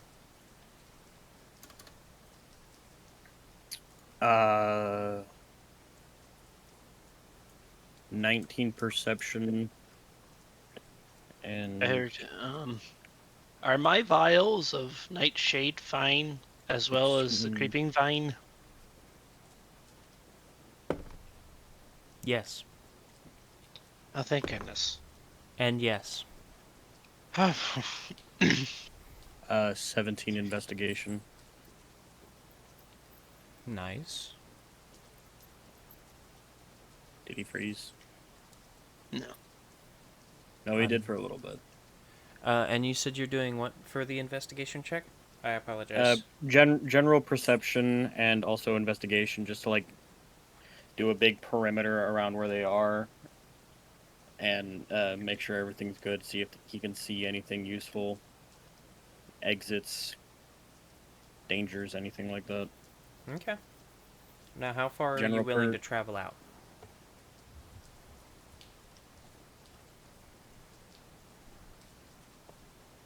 You want actual footage or How far of a perimeter are you willing to make?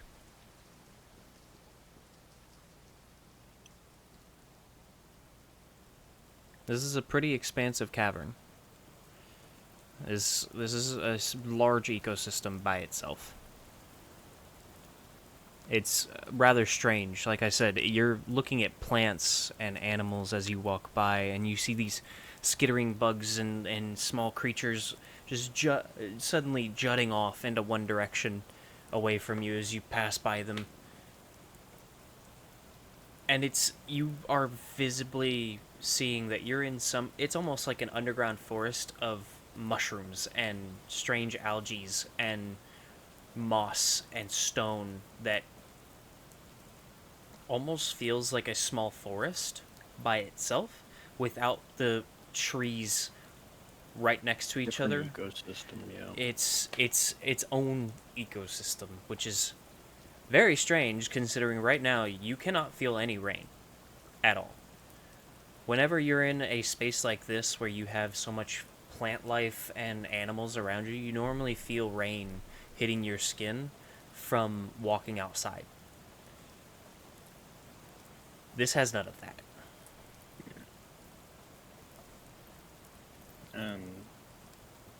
Far enough to be out of sight of Thormir and Ferrati, but like not out of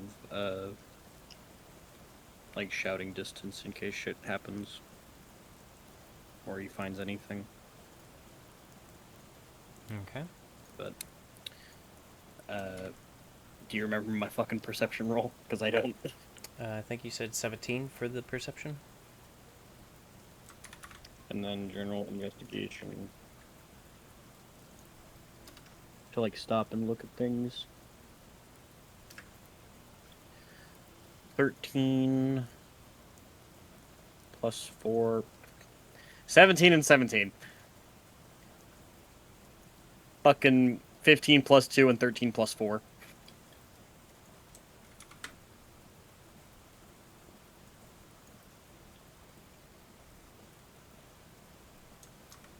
Very nice.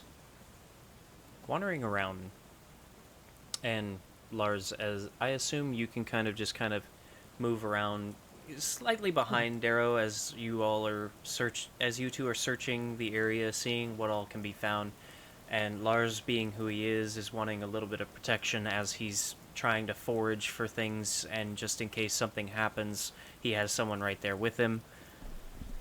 As most good alchemists are very aware, it's dangerous to forage alone, considering there are many plants that could cause paralysis if not handled correctly, and there are plants with all kinds of different effects that many don't know of yet.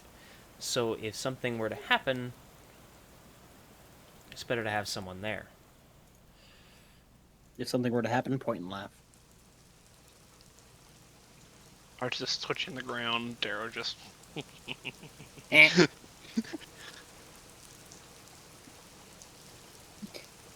Now are we gonna bring the cave down on something's head again and block our way out?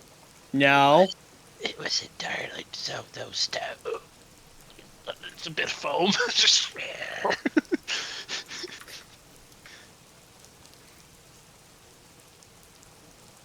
All from a single pine needle. It's not even paralysis, it's anaphylactic shock. I figured out where to put the exhaustion level. Nice. There's a setting for that? Yeah, exhaust level. If you, it's in conditions. Yep, go to conditions, roll down exhaustion. Oh, nice. I didn't know if you were actually wanting to do that. So.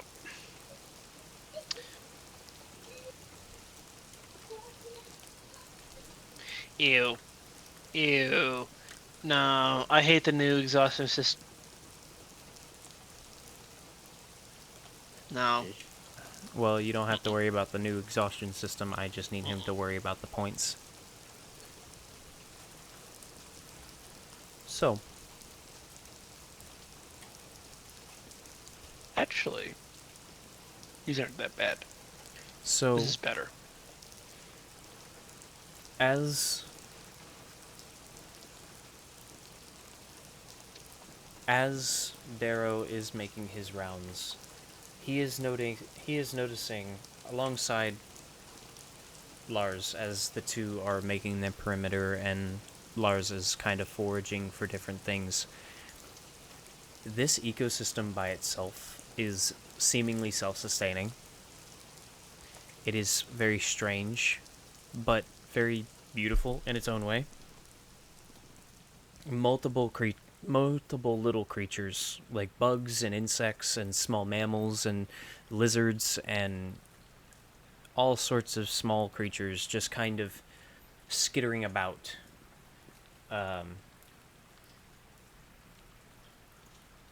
Find themselves skittering away from Lars and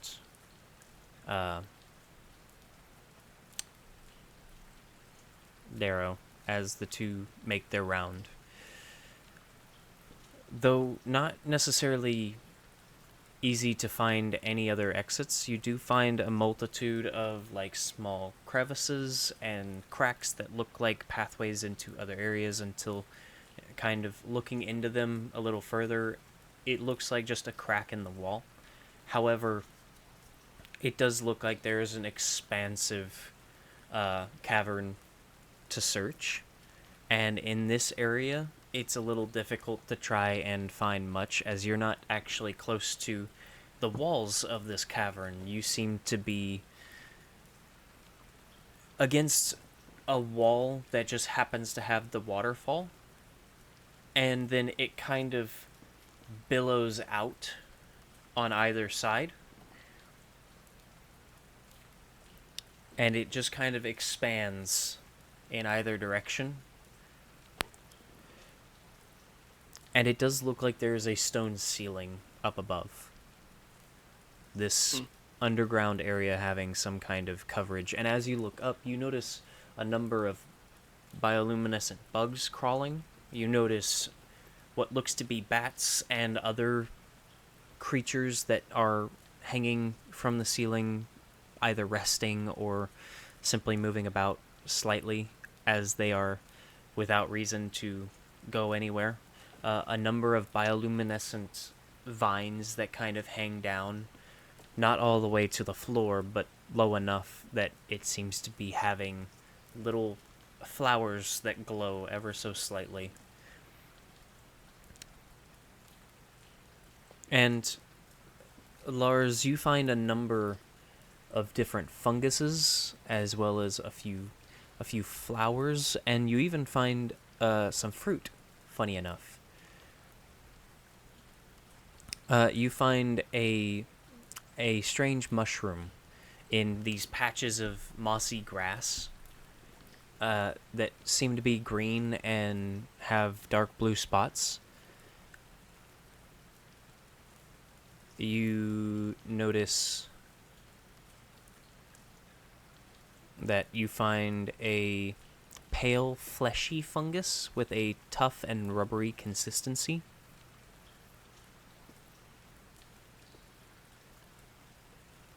You find a small bush with what look to be strange cherry-like fruits that as you grab it and as you squish one, it's actually very juicy on the inside.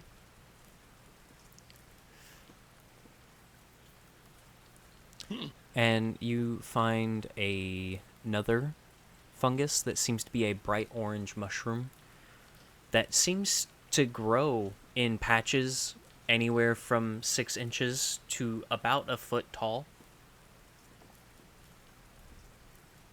If it keeps growing, I can live in it. You notice that none of them seem to be taller than a foot, actually. It's almost like elephant ears. Ooh. You just looking at this. And you notice a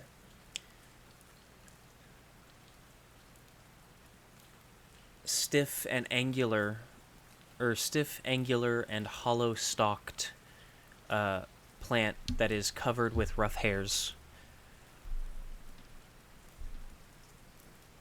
as well as a flower that, when it looks almost like a very large ivy. Like, imagine, imagine, without better comparison, Bulbasaur's plant on the back of him. You notice I've been these mixed. massive leaves with what looks to be a flower in the center. Some of them have not opened yet, and some of them have. And they are very beautiful, massive flowers with leaves that just kind of come to a point and kind of stack on top of each other. And it's a almost beautiful, like, red with white spots.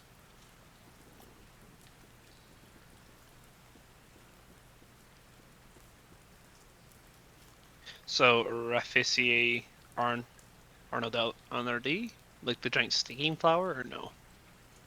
They're like Bulbasaur. Okay.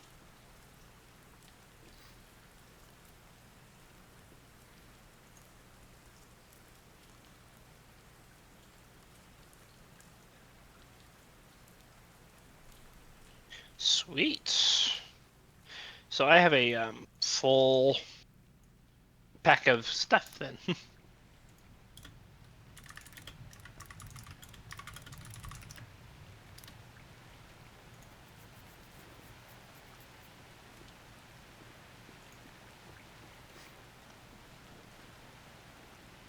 Yeah, it's based off of the Raphisiae Arnodali. I can't say that.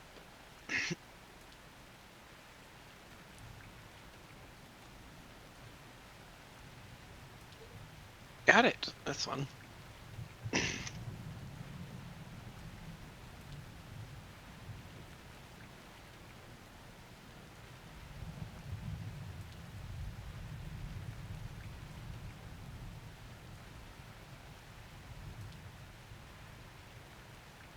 Got it. He's looking around. So, you think if we eat the creatures here, the plants, we'll start to glow ourselves? We'd have to expose ourselves to a whole lot of bioluminescence, but it's not impossible.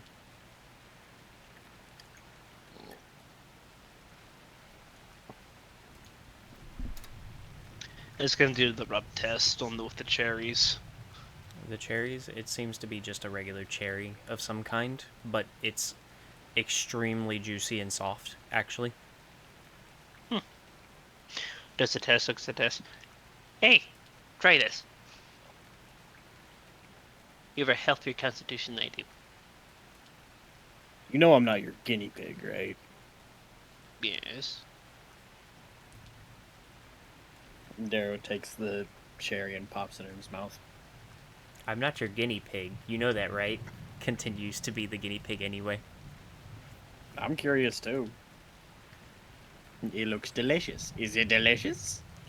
You notice that as you taste it, it's got almost a overly sweet flavor to it at first until it starts to settle in your mouth, and then it gives almost like a tomato-like acidity.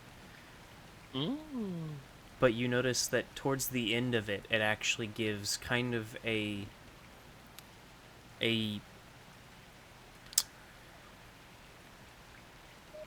almost spicy aftertaste.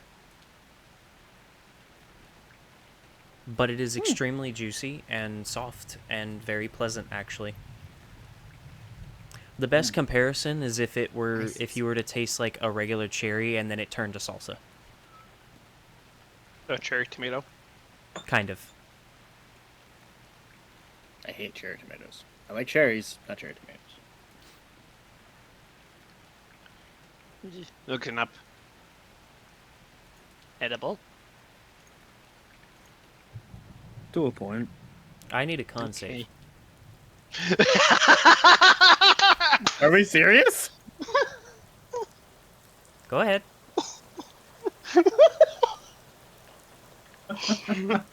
So far, I've protected everyone. You keep making bad decisions. Quit making bad decisions. You described it as a chair. That's fine. You handed it to me. I did the test on the arm. There's no immediate rash. I'm getting all my good rolls today. I don't want to play next week. No, we only just barely leveled up. We're 25. fine. 18 plus 7. Okay. Nothing happens. Hey, you eat one. Okay. Con save.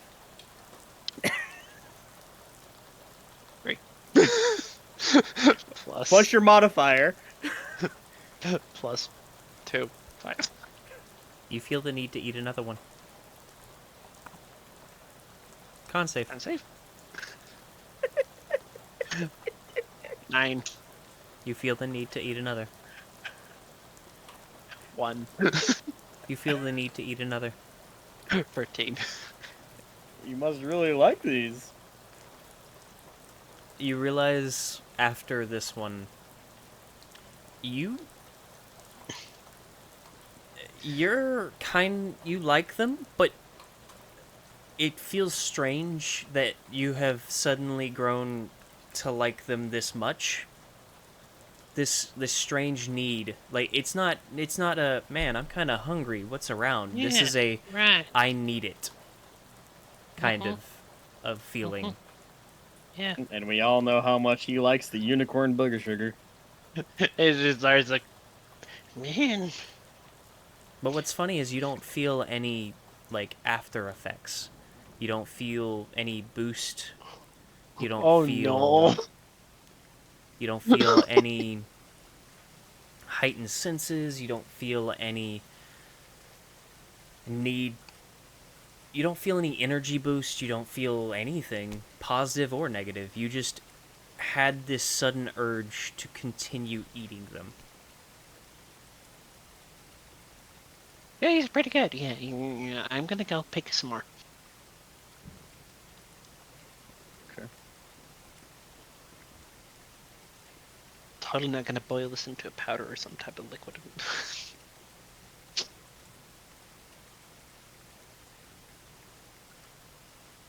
Just Do I see anything of note or anything crazy like that besides little fucker over here making gatherings of foods and fungi and fucking weird ass leaves? staring longingly at a weird mushroom. Don't fuck the mushroom. Fucking mushroom. I wonder what would happen if I made Faramir eat this. Take the mushroom with you. I wonder if I can make a honey pack out of this. Shut the fuck up.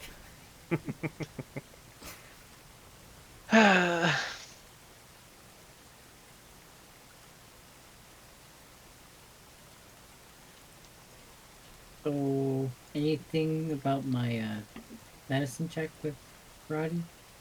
What did you get on that? I got a 21. 21. You notice that she's unconscious. She's not hurt. It looks like she did get some bruising on her legs from where she had landed in the water, but she doesn't look like she's in any dangers. It seems like she has gone back to sleep almost. And is she in a bedroll or no? Did you put her in one? We set up a camp, hence perimeter. I would have definitely put her in one. Then This yes. probably fits her. Barely. Nah, her lizard brain walked out of the fucking water and went, I'm gonna take a fat nap, and then put her own bedroll down and fucking zonked out. But I am gonna set down a alarm around her. Okay. Does setting it down ritualistically take up a spell slot or no? No. Okay. And do short rest get rid of spell slots or no? What is it? Do taking a short rest take up get rid of spell slots that are used or no? No, short rest. I think the only spellcasters that get spells back on short rests are warlocks and wizards if they have their ability ready, Got it. Oh, the coffee lock. or the coffee lock. Yeah.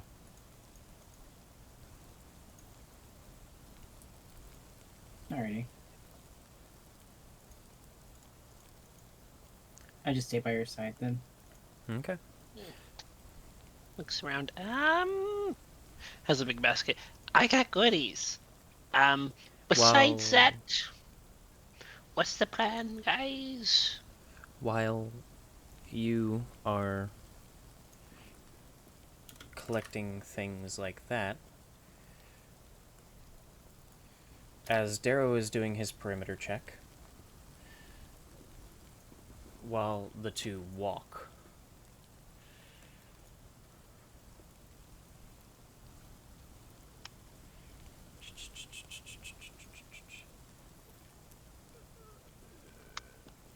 most notably are a few creatures that just happen to be within eyeshot that the two notice, mostly due to Darrow's pointing them out as they pass by as a simple, hey, watch for that.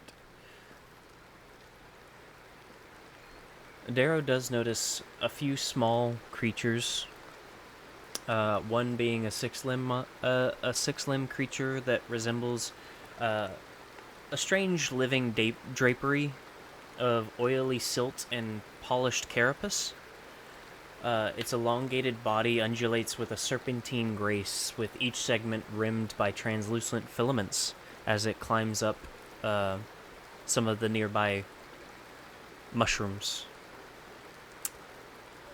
Two pairs of spindly legs end in hooked claws designed for burrowing and clinging to cavern walls, more than likely, and a prehensile tail sweeps broken rock and dust behind it. When it moves, the strange air around it as you walk by it, almost like a stink bug, it gives off a faint metallic tang, and a soft click emanates from its multifaceted eyes, as if it's constantly mapping the darkness around it.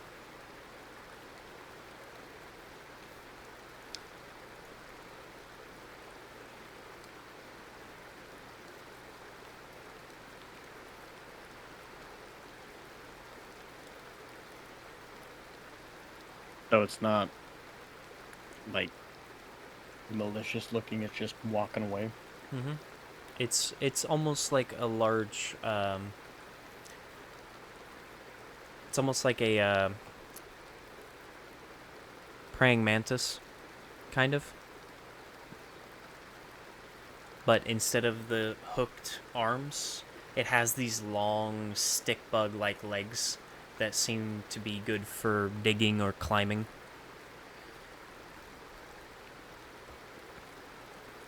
How big is it? Like, in comparison to Darrow, not in comparison to Lars. Oh. In comparison to Lars. Not Lars, Darrow. Or not Lars, Darrow. It's a small creature, so it's not massive by any means, but it's probably maybe Darrow's forearm from tip of tail to head.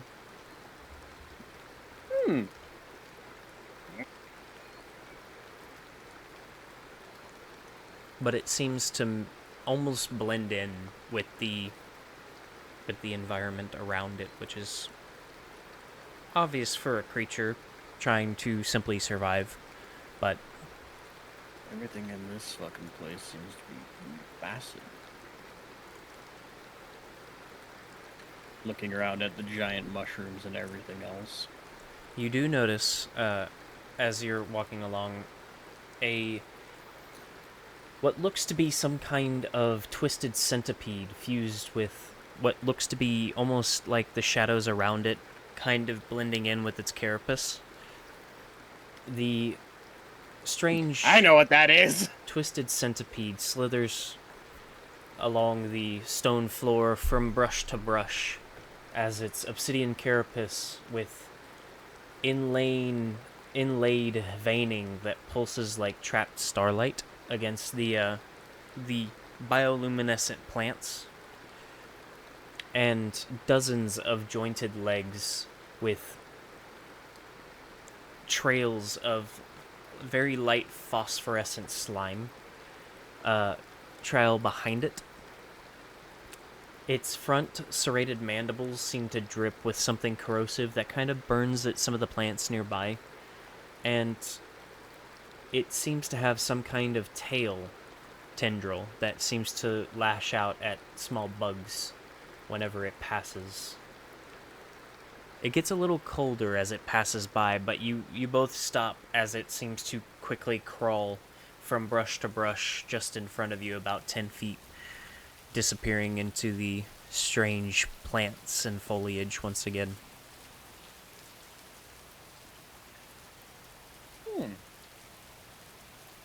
Definitely plenty in here to be wary about. That one was about medium-sized. Probably close to 5 feet in length. About a foot wide.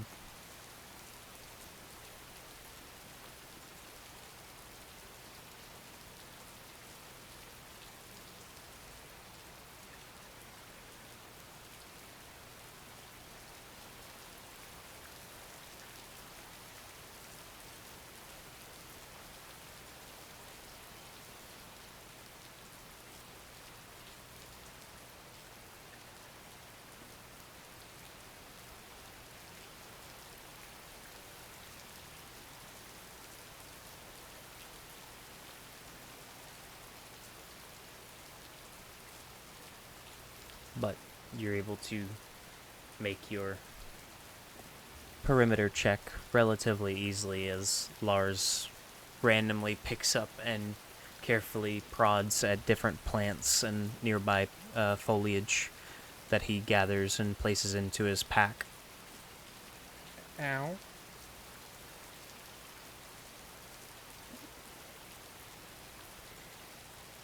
Ow.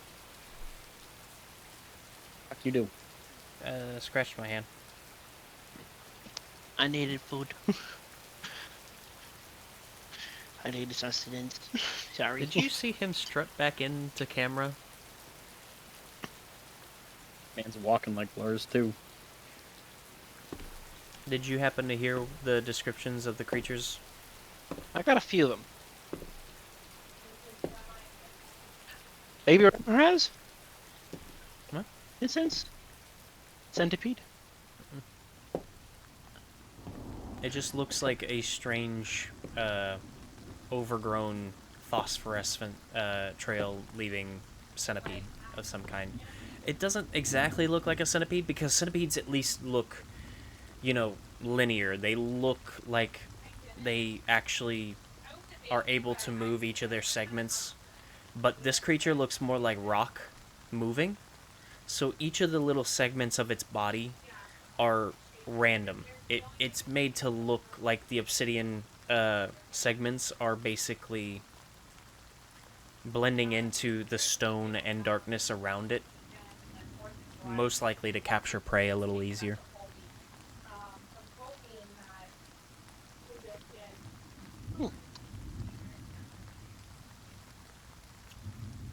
Now, there's plenty of things in here to be worried about, though, Darrow.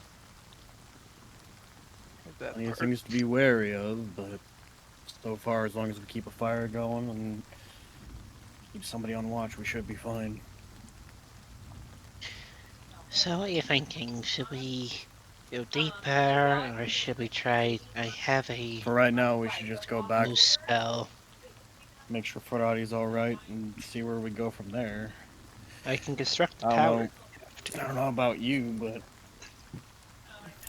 we're already sort of rested and had one hell of a fucking alarm clock wake us up. What's an alarm clock?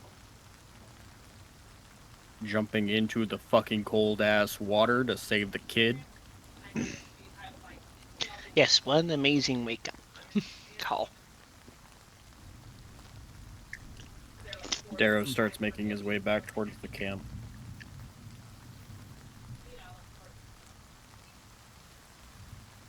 Has Ferrati woken up at all yet? You know, And he's has the buried. cat? Where was the cat? Was the cat just staying at camp, or was she fucking following? Like, she She's seems to be following. very like contempt, just sitting in the background. DM. Can I roll to see if I have any idea what they're at? Hmm?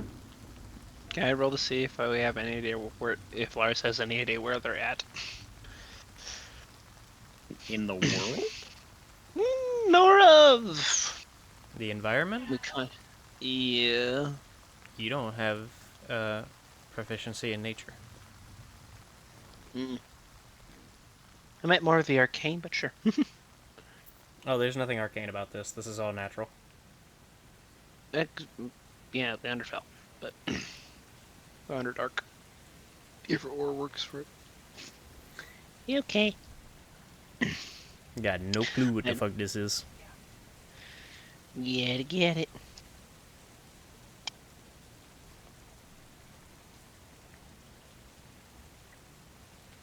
You make your way back, and the perimeter check wasn't long. You all are able to take a short rest, taking the the time to sit and wait for Ferrati to wake up. After the perimeter check and spending the time watching camp, making sure that nothing comes too close. After about an hour and a half, you notice churning as Ferrati seems to kind of move back and forth, shifting slightly. A low groan.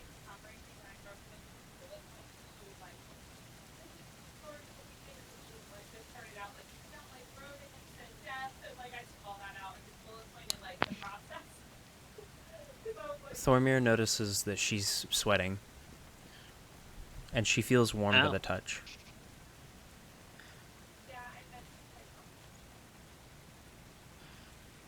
Oof.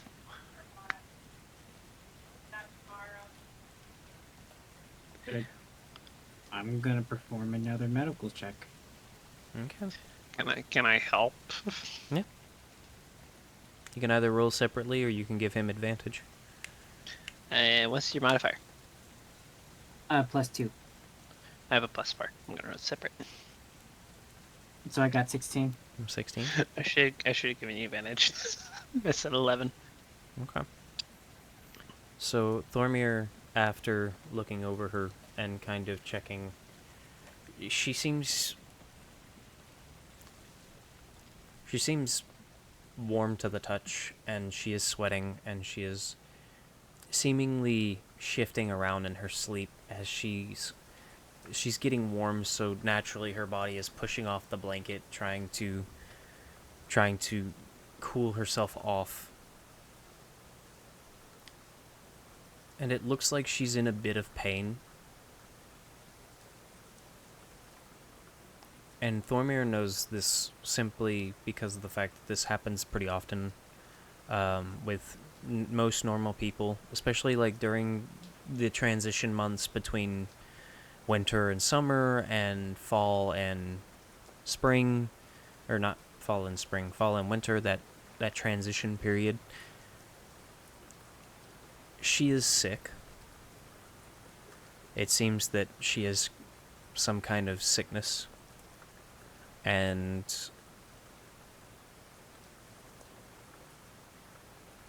her body seems to be fighting it off. For us, it's, as DM to players, it seems to be the flu, more than likely.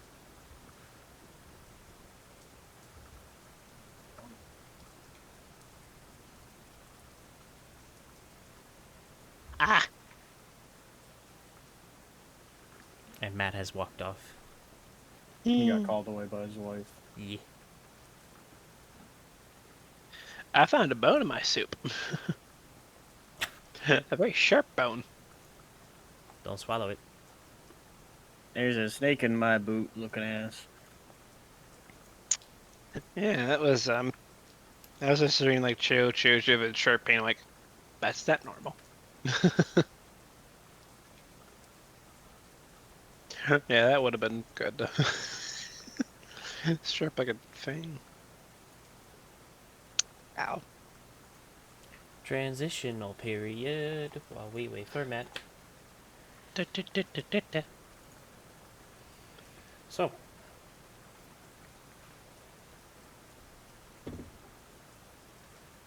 hi, buddy. He fucking just like sidesteps into the fucking room. He Everything sidestepped. okay? He looked like a student coming in late and knowing he's late. My daughter went underwater and she has ear tubes. Ah. So Oh. built up a lot of pressure. So now she's having to get her ears blow dried. Mm.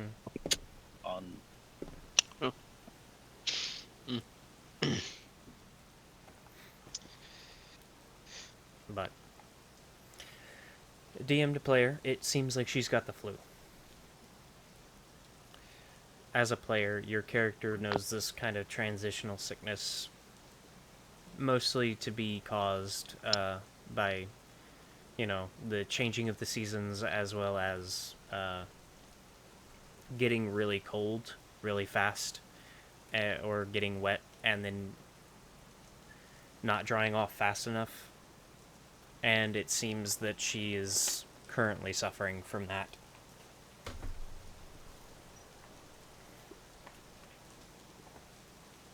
Thormir's gonna go and basically grab a rag, some sort. Do I even have anything that would be like a rag? You could certainly make one. I'll make one. Okay.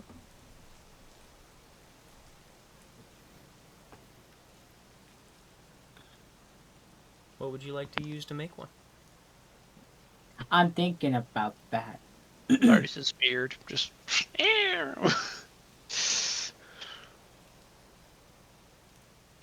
Mars doesn't have a beard. Yes, he does. Mm-hmm. There's James Hold does on. not Can have I- a beard, but Lars has a beard. I shaved it off. I can't grow here, so no point. in me Oh, yeah. I'm just gonna probably use. It ain't a bit of lot. my- You're a gnome. I'm just gonna use a bit of my undershirt. Have to you cut it seen off. my Perforio character? I'm gonna cut off two pieces. One to be dry, the other one to get wet, to be cooled in the cold water placed on her head. Okay. The dry one to wipe off any sweats. Eh. Excess sweat. But that's what I'm gonna do. Looks. So what you have? What's going on? No. The one that I can see. If she's sick, probably in a sense of a seasonal cold. Maybe a little stronger. Eating raw fish and taking a dip in cold ass water probably doesn't help. Probably didn't help really at all. So we're probably gonna have to stay put. So See would how the transformation of her body translate from being a first off okay eating raw fish to We then don't know changing much to about more- this kid besides what she decides to tell us, and that ain't much. Well, I'm talking theoretical, but That would really depend on how much you would be willing to talk to us as well. This is further a question for conversations for later.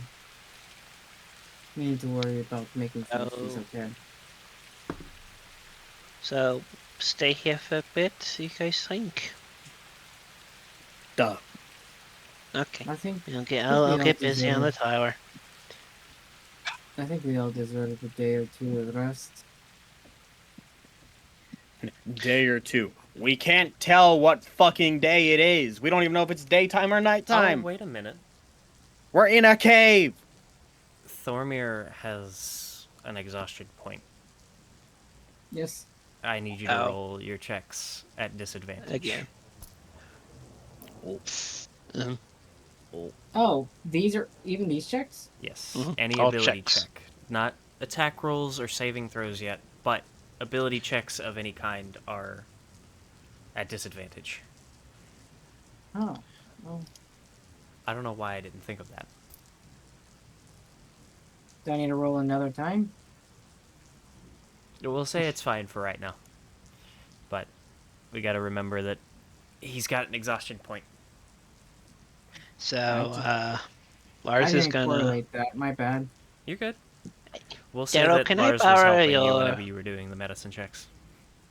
Can I borrow your greatsword real quick? I don't have to. Just let me look at it for a bit, okay? Sure. 10 minutes. Leaving the tip on the ground, Darrow drops the handle into Lars's waiting hands. Does what are you planning to do with that?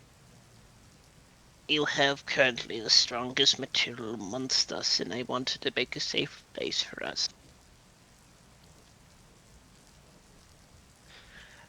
Oh, your tower. Okay.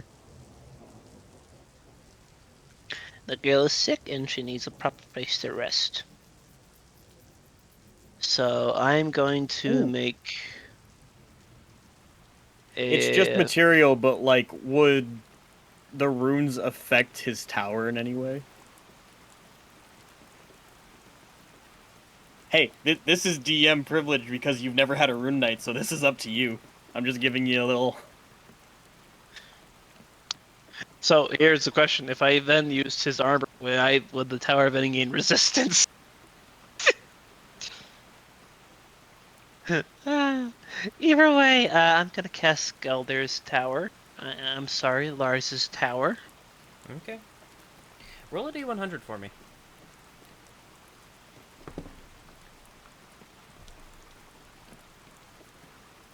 $55. Odds or evens? I've been doing odds lately, so let's go even. Okay.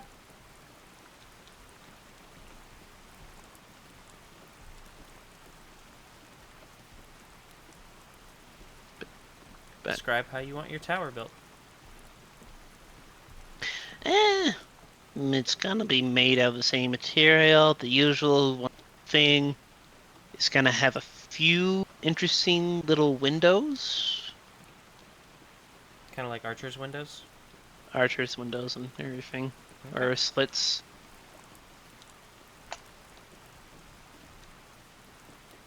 And on the, he's gonna be doing a, kitchen. So I guess the top's gonna be the bed, but it's a single bed, chairs, chest, and fireplace. Okay. So top stairs is gonna be that one, and the second one will be a dining place for just cooking and stuff Okay. for the bottom. Alright. Same latch, door, everything. Okay. The door is made entirely out of steel. Nice. Nice.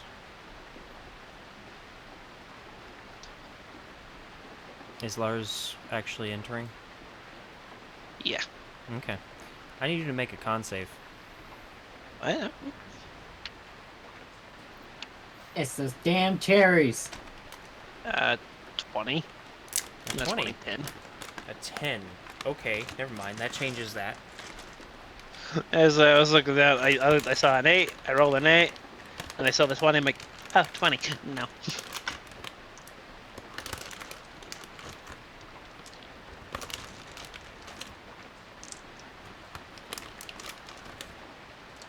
Did I just electrical? Did I just make an electrical? tower. Would I be shocked just by touching the door? Because it's made out of light metal.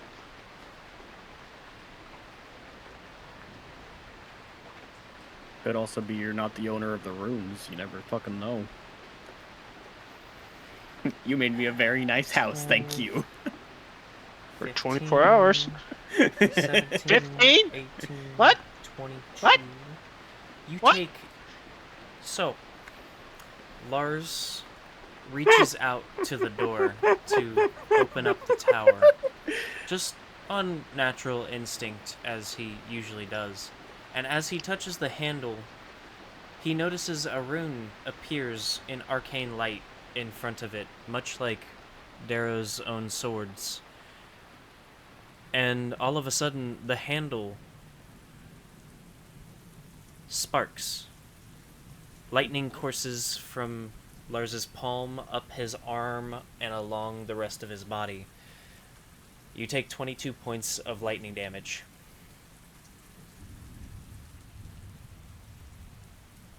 All I can imagine now is the scene from Jack Sparrow. It's from Pirates of the Caribbean with the little. It just goes flying. What I think about Jurassic Park. Shield takes 16 of that. So I take 6 points of lightning damage. As Lars flies backwards and like lands near Darrow, Darrow just looks down. You know, I did not think that would happen, but did we learn something today? Loss. And what's that? Ow. Boromir just looks behind at we all doing and like, same shit. Same day, different days, same shit. Yeah, you're playing sick maid to Ferrati for now. You go try it. Darrow wants to try and see if the runes respond more positively to him. Okay. This is gonna be so weird because it's my runes, but your tower. So what do I need to roll what? You are opening the door? I'm putting my hands near the fucking metal to see if it reacts in a positive or negative way. So if it fucking arcs out and zaps me, we'll know. If it doesn't... There's no reaction at the moment.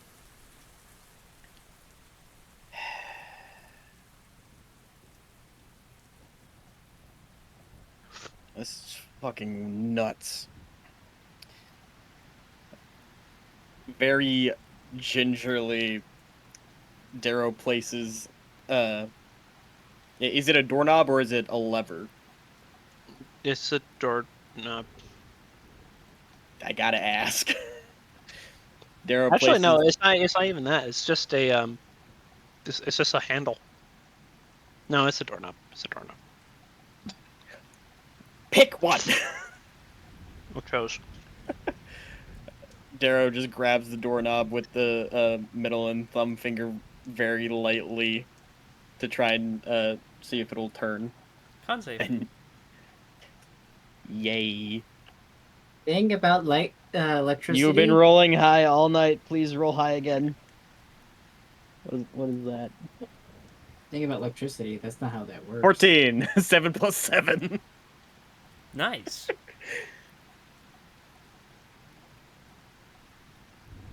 Lars, what's your spell save?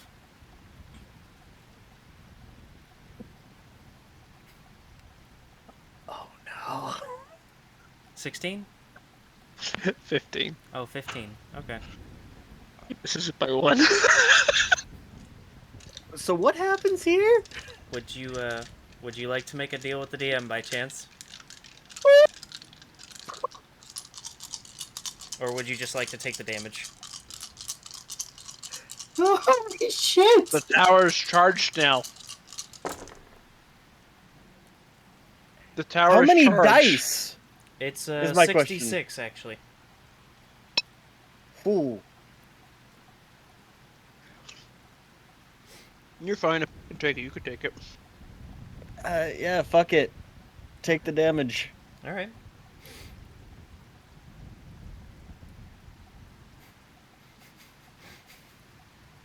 I also have lightning resist on my armor. So Oh, that's good. That will help you actually. So 5, 10, 15, 21, 27, 31, 32 halved to 16.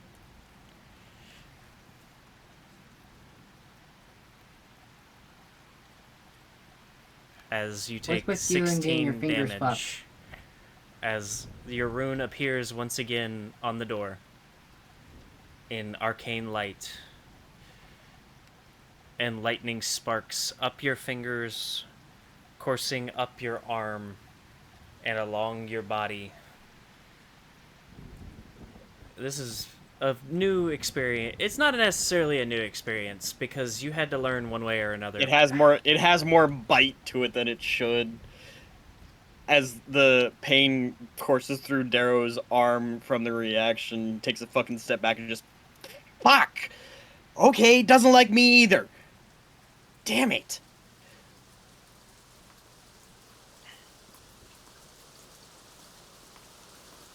There goes one spell slot. Down. Boomer just looks back again.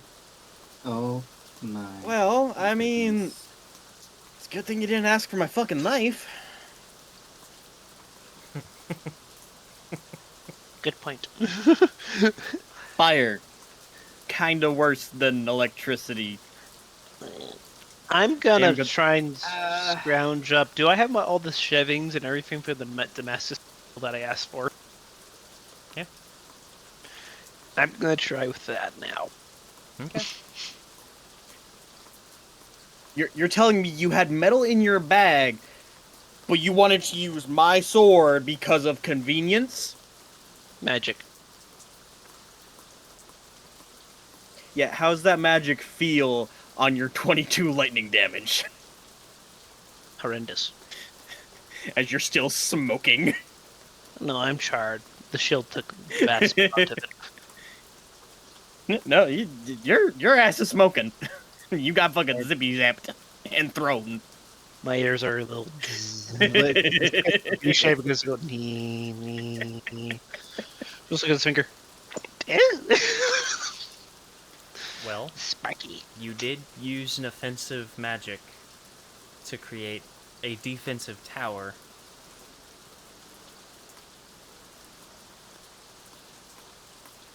We can use this for the future.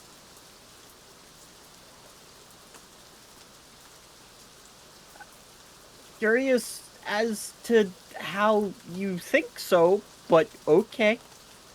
I just make a rubber interior.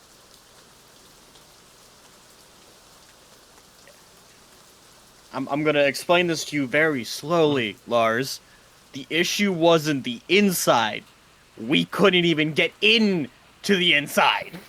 Exactly. If we ever get into a horrendous situation, we do the tower. I want you, since you are so. How would we get into the tower, Lars? Magic.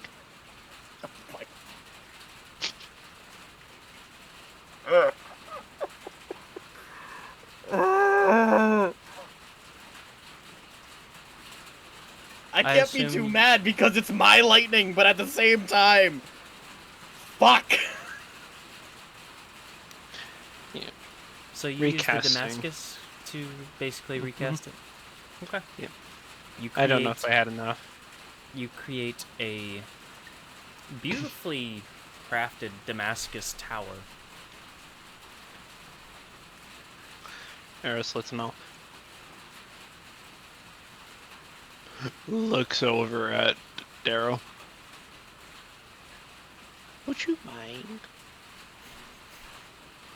Mind what? Looks at the door.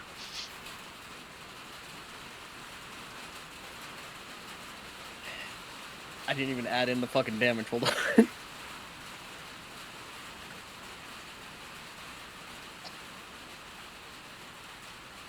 Why are you wanting?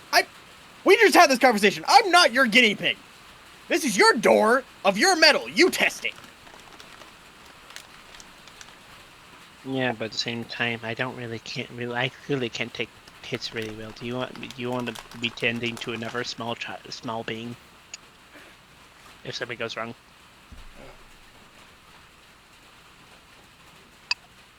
Thormir just seeing this fucking argument from the fucking shore.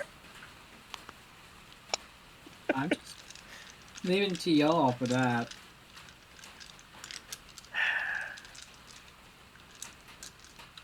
He goes, "Oh, tower, good idea."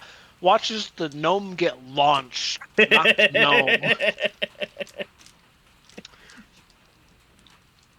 gnome.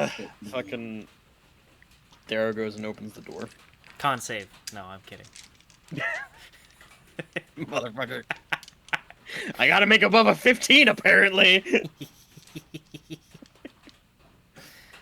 Till next level. Then it becomes a 17. I will say, like, I was sitting there like, if he's rolling anything above D6s, I'll make the fucking deal. But if it's like, it's 6d6. The maximum I can get is like, 36. yeah, 36 fucking damage. So like, I could take it. It's gonna hurt. I could take it. Luckily, you have lightning resistance. Don't you fucking do that. He's rolling. He's rolling. The ominous sound of the DM rolling multiple dice at once. But no, you all managed to make the tower. You're able to find yourselves respite. The door does not react as it did previously, and you all are able to get inside without issue. I'm gonna take a short Thank rest fuck. and gonna do my arcane Yeah. recovery already. Before y'all take a rest, I'm gonna show you exactly how. Do we get the HP back or no? Well, No, we have to Dormir's- recover it. Dormir's talking. We have to Dormir's recover it. chit-chatting. So, Will, can I use this guy's self to show them exactly what I saw as a form of Ferrati? You wouldn't be able to grow any extra appendages, so you wouldn't be able to do like the tail or anything. You would basically just look like a dragonborn without a tail. you'd look more humanoid than the animal. Really? That's Your disguising isn't the self. thing of disguise self that you can't become creatures that you weren't. Well, it's just you can't. Otherwise, the extent of the illusion is up to you. It's more or less the idea of you can't grow to be, 10 foot tall. You can't use it to become 800 pounds. You can't use it to become a dog. You can't use it to become Yeah. a flying insect. It's you are disguising yourself to look slightly different without the time and necessary resources of like a disguise kit or taking the time to put on makeup and stuff like that. Instead, like you could duck into a back alley and immediately swap to somebody else and make it look like you got bumped into by the person that you just were, kind of thing. Mm-hmm. So This is looking. So you can't make Darrow? yourself look like a cow, but you can make yourself look like a city guard if you're running away from them. That's interesting. So she was like this entirely, Faramir? No, I can't show them exactly what I saw. You can describe it though. He did. I did. He's like, so, I would like to take a quick little short rest. Looks so Faramir Thormir. here, Faramir here. We're gonna hand the minor healing potion if she gets real bad. Take this. I am.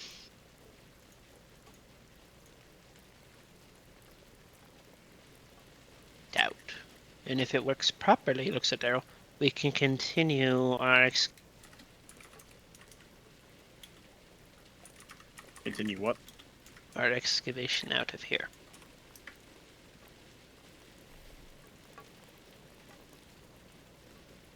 Do you not realize where we are? We are I- very far away from your attempted tunnel Ooh, by I know. York Haven. mhm. Just nodding. I think our best fucking option is just to see if we can find a way out of here, and then if we can't, worry about getting back out. Ooh. Either way, we're gonna be here for a day or two. Just We're gonna be here a while, yeah. My worry So I was is if the thinking- fucking people up above, we don't even know how many days it's been. If they send anybody looking for us, Yeah. might be a problem. yeah. Or they're hiding it the next possible- group of adventures. Is it possible for my character to take a long rest? You should be able to. If you all want to sit and wait for 6 to 8 hours, So, if I can get a short rest in, I have something I want to try and do.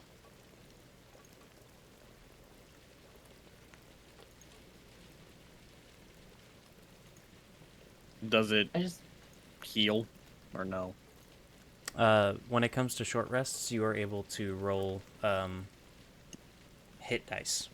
Now, if you all are taking a long rest, you all have to choose to take a long rest because you can't do a short rest and then say, well, or a long rest and then say, well, we got enough time for a short rest in. No, that's not how that works. Do y'all want to take a short rest or a long rest? A long rest creates the possibility of getting all of your hit points back, all of your spell slots, all of your abilities. When it comes to long rest, is that just a time gate or is that like going to sleep?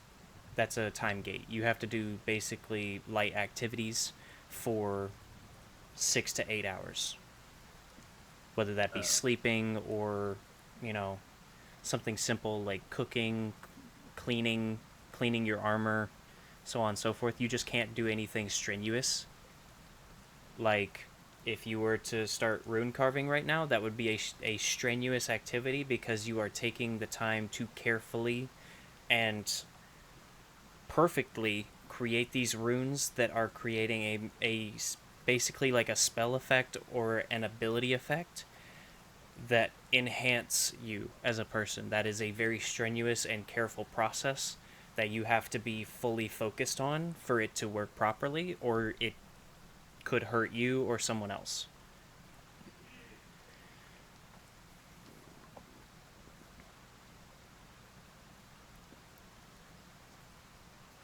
I'm going to just try and do a short rest, do my arcane recovery to get my third level spell slot back. Okay. I like to take a it's- long rest so I can get my exhaustion level gone. Considering we're nowhere fucking fun, I'm gonna do long rest as well.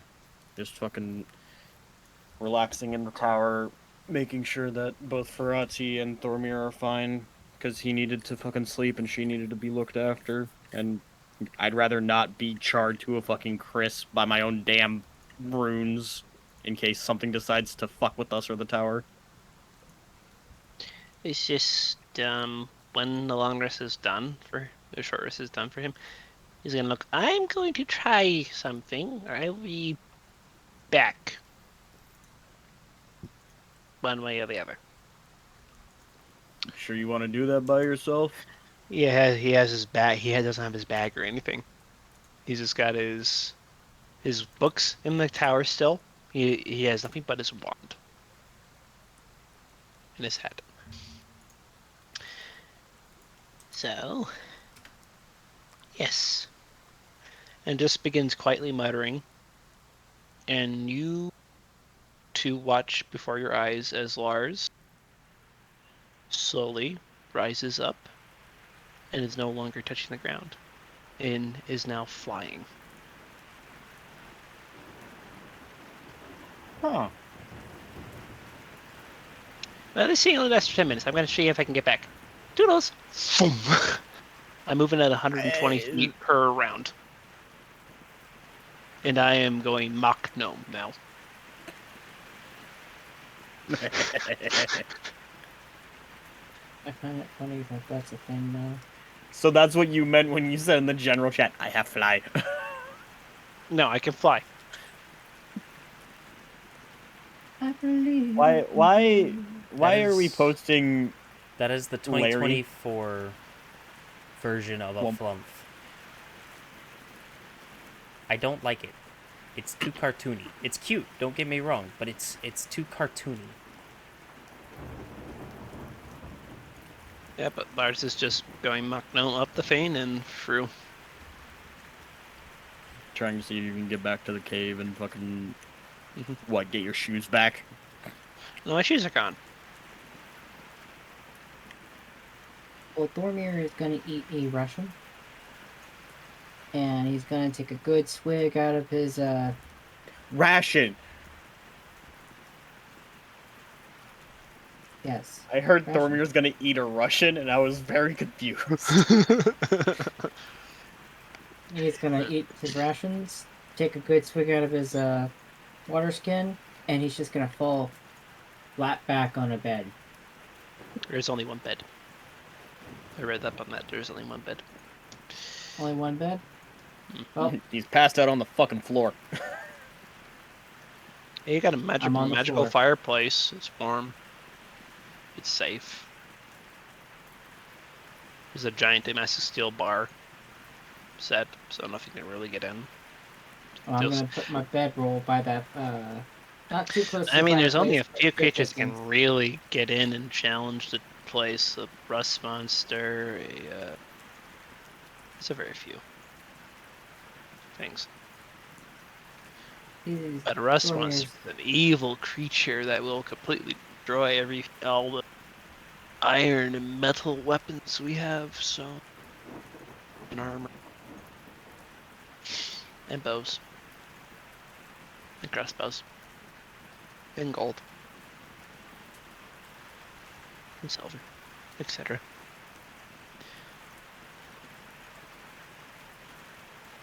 Yeah, I'm flying up. Seeing if he can. I have 10 minutes of flight, going 120 feet per round.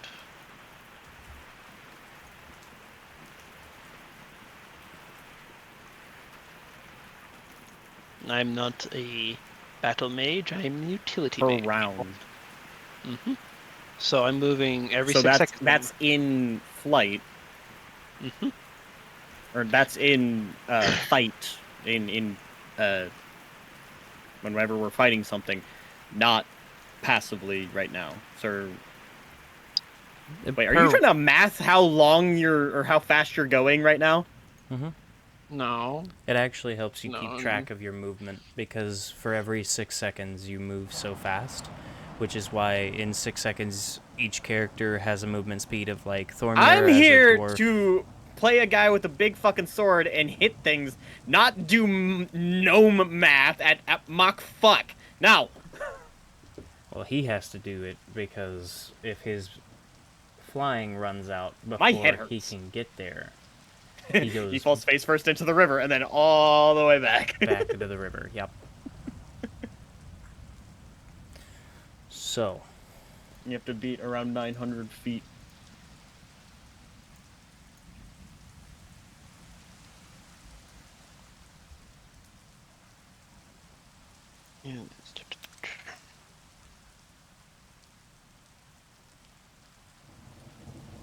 Currently, I'm going 20 feet per second, which means I'm going 13 miles an hour.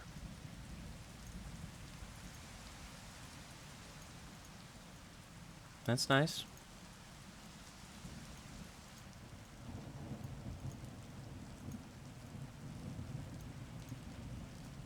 The question is, can you make the 800 feet or 900 feet in 10 minutes?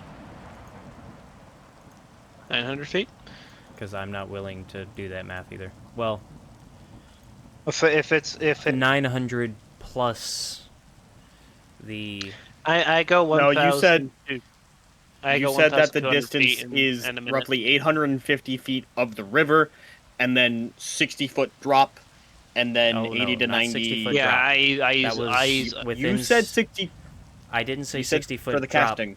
I said for the casting, that's 60 feet from the base of the waterfall that he caught you all. You all dropped further than that. Thormir at the beach encampment, where he was looking up diagonally, could not see the top of the waterfall. That's what the deck save was for. It was whether or not Lars could actually time it to where when the surface of the water at the base of the waterfall. So you're basically just barely gonna be able to make the fucking trip. No, the spell lasts for 10 minutes. I go 1,200 feet in the first minute. That's Oh. what I was needing math wise. And this is why I don't do gnome math. I will throw you, and you can go gnome fuck that way, but fuck off. No, he's just, and if I could somehow cast haste and speed at the same time, I could be going 300 and something. I go really fast. Unless you're gonna start wearing fucking aerospace gnome gear, pretty sure you can't go that fast. Fucking Magic. skin would rip off your bones. No, I got this. Magic. I'm built different. Let's go. I mean, if a cat can move, A what was the squirrel speed? survives terminal velocity. That's That's wild. because they're small enough. Hey, remember, my it makes me aerodynamic. I'm just a bullet. Annul it.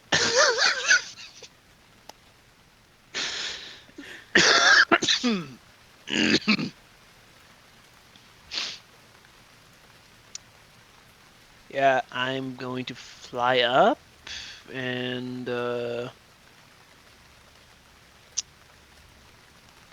Do what? I'm gonna look around beforehand, flipping up in the air to see if I see the basilisk. Do I see anything at 16? Nope, I'm gonna fly over to the spot,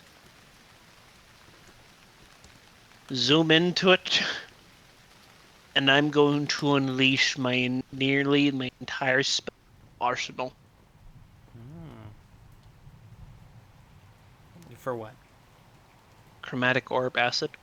So you're going to attempt to create a hole for the basilisk to go through for you, who can fly, to leave the cavern? We're trying to leave cavern. And how many people can you cast fly on? 1. I have enough spell slots. You don't have the strength to pick us up and carry us. I don't. Who says I can't cast it on you guys? Well, you can cast it once and concentrate on one person, but Darrow and Thormir do not have the strength to carry Thormir, Lars. Like, if Darrow has it, he doesn't have the strength to carry Thormir, Lars, Ferrati, and all of your items. It's gonna take 2 rounds. He doesn't physically have the strength to actually carry you, is the problem. Your plan? Okay. Reality. Fantasy math click rocks. Still a semblance of reality. Can't dare carry me normally. Yes, Normally. He can carry you. But while flying and everything else. However, he also has to try and carry you and Ferrati, which is not too difficult for him. It would still be awkward, but not difficult. And then Thormir, who is a dwarf. And all of our backpacks and gear. Thormir by himself, I'm pretty sure, fulfills Darrow's pull, lift, push.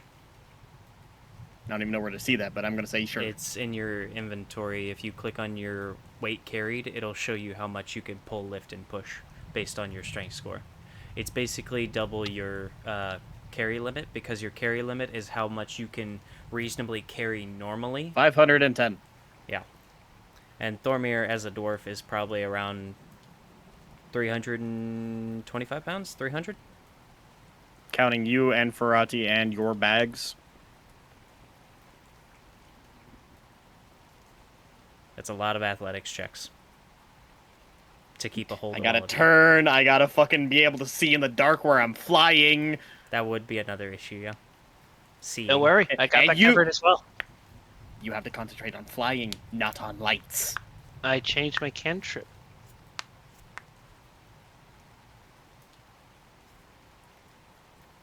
I I'm think he picked up light. 333 pounds. I picked up light. 333 pounds. Is that counting your bag? No. That's him. Just saying, I got there in less than a minute. So, spell lasts I 10 say minutes. this with love, Matt. Not only are you a brick, you're the entire fucking wall. So technically, Darrow. No wonder could- when he got hit with the axe, he didn't go flying. It just went through him and he went, ah. Technically, we can't get up. So I'm just going to. If you want to, you can keep blowing through your spells, but you caved in that tunnel. I promise you. You can blow through your entire spell slots, and you will still find that it is impossible to get through. Well, I'm gonna do it and see if that then. Yeah, you can blow through your entire spell slots, and you have found that the tunnel is still entirely caved in because you caused a small earthquake in a completely unsupported and unstructurally sound cave tunnel. So with all my The spells. the issue is, James, you made a big box of earthquake. You're expecting that your big box is the only part caved in. No, we walked for way too fucking long down into the fucking earth through supported mine shaft, and then also way too fucking long down unsupported cave tunnels dug by the worms and the basilisks and anything else down there that were not supported by the mine shaft beams. So all of that cave that we walked through is potentially just crushed down until it is supported again by the miners' supports. So Sadly, Either way, I don't know this. Exactly. Lars doesn't know this. Which is why I'm saying whether Lars uses all of his spell slots or not. Sadly, you all walked for 2.5 hours to get where you had gotten to the bugs while going down the mine shafts, and you had noticed most of that was at least somewhat structurally sound due to the fact that they were putting up the structures as they were getting further into the cave system. However, you all walked for another 3 to 4 hours deeper into the mine shaft and into the cave system because of the fact that the creatures that you all had hunted and attempted to find were likely deeper in, and you had to find more information on it. After preparing, So- of course. However, we are now playing Journey to the Center of the Earth right now. And we gotta figure Yes. out a way to fuck out. but sadly, I'm just trying to be helpful. you are, and it is a good idea. It's just mathematically the issue being I got through another 100 and the 45, issue. 45. The issue. I would got also 100 be- and another 200 feet roughly. The other issue like- would be attempting to copy the direction that you all came from without deviating enough for the spell to even miss the tunnel, which is Not only difficult. that, you're digging with acid, which the best structural sounding that you have for acid is it melts itself, like melts the rock around itself, maybe making something structurally safe enough, maybe not. There is no guarantee of like the thickness remaining uniform to keep it safe and structural, that it doesn't all come caving down on the little fucking, like, what, this big of a fucking hole that you make with your acid globule thingy? But Chromatic orb. So, it is a very fun just- spell. I like that spell. I'm glad you picked that up. I can't wait to see you and use he's it. also not wrong of the fact of, like, you would have to also know exactly at what angle the fucking, like, tunnel down was, because otherwise we're gonna be just digging straight through and making our own little fucking mine shaft into nothing. I think that No. should be- 110 I'm- feet into the floor. I'm gonna find the Drow Citadel. Don't worry about it. But it is mostly an issue of Ours has good memory, but keen mind I- would be very helpful in this situation. so long story short, he got enough ready with his spell slots, expanding all but my third those spell slots. This is all happening within the same casting of the spell, of the first spell. I still have. So I go through roughly 150 feet fervor. So like 100, we were at 150, now we're at roughly 300 feet. He's gonna see the rock. He's like, oh, okay, fly back. Because sadly, as wonderful as it is to see a gnome burrowing through stone, the issue remains that none of that cave was structurally sound. Flies back. Okay, knocks, because they probably locked the door. Can I get that into my own tower, please? Hello?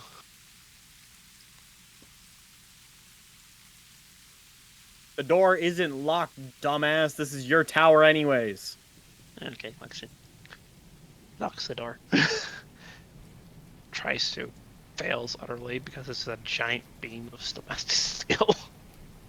That would cause problems.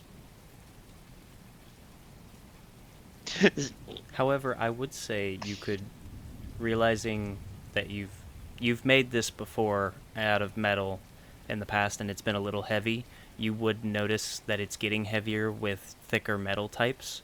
You could do the like sliding latch. That works.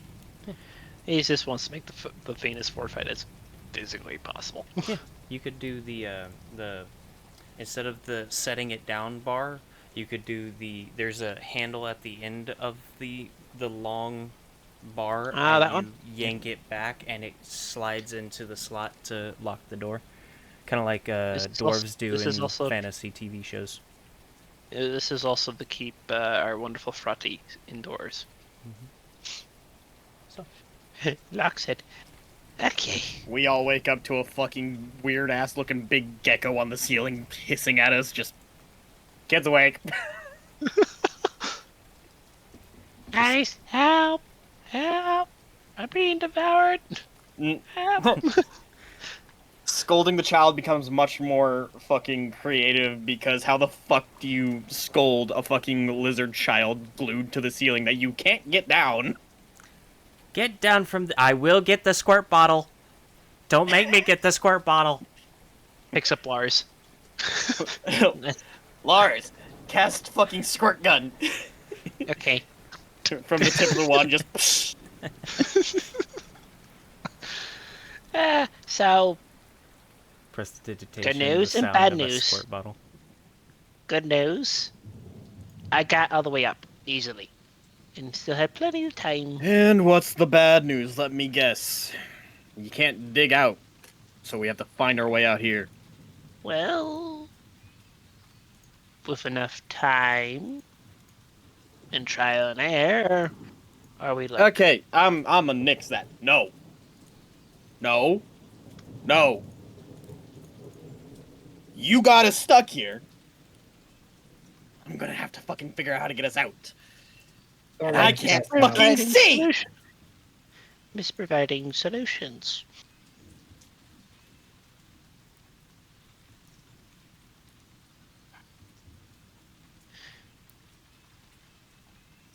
Now, if you excuse me, I'm going to take a wonderful long rest with you guys.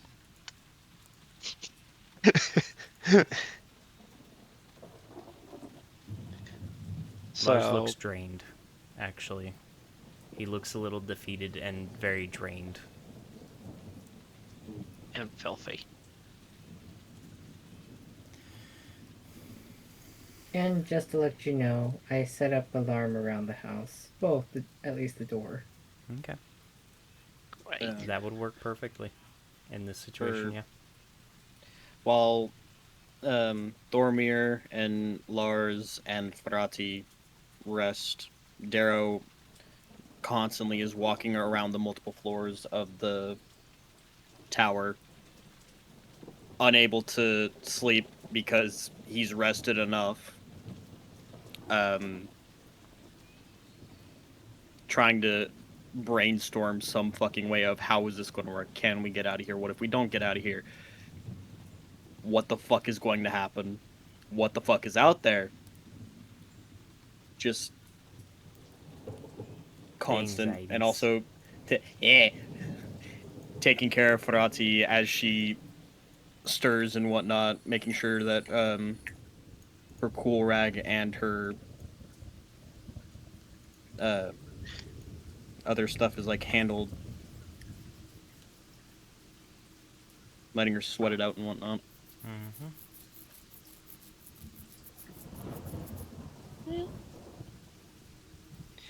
When Lars finishes his long rest, he's going to try and make potions downstairs with the new ingredients. Okay. because we have a lot of day left. Mm-hmm. Question is do we get our long rest? Yes. You already made that clear. Well, you all are in the tower, and it's locked up, and the most that can get in is as Darrow is doing his pacing back and forth and helping clean up. He does notice a few insects and bugs kind of make their way into the tower through the archer windows, but nothing massive, nothing too big. It's like beetles and like little flying insects that look kind of like flies, but they glow slightly. And their heads are like two massive eyes on the side of a smaller head to seemingly see everything going on around them. And as Darrow moves, it darts off in one direction.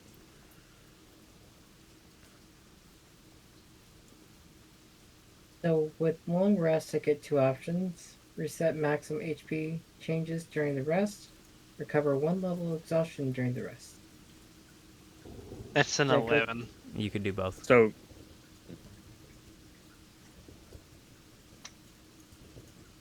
An 11 for the potion making. I rolled bad. Would you like to make a deal with the DM? No. he has you two just signing contracts like the fucking devil. Dear Lord. I have not signed a single one. So what, you're just gonna eat the fact that you not only have broken a whole bunch of your vials and shit and can't make a whole bunch of potions, but now you're gonna make a whole bunch of your shit useless? If I have to, yes. I got two Because deals. remember, he uses the deal with the DMs for other situations. But I can make a be necessary making a very expensive potion, and he can make me fail that. There's a big difference between experimentation and then actually having to make something that we really need and failing. So what are you wanting to use for your experiment? I was experimenting with I was going to try and work with the glowing mushrooms. Which one? Uh, The big ones like the trees, or the it was the first set you gave me. You didn't give a name for them. You just said glowing mushrooms. Oh yeah, because you have no idea what these are. Um, The large, I guess I'll start the with the grass, bright orange one. the green and dark blue spots, or the I have them written down. I'm gonna mess with the bright orange one. bright orange one. Okay. Let's see. So, maybe I can say make something interesting with this. Okay.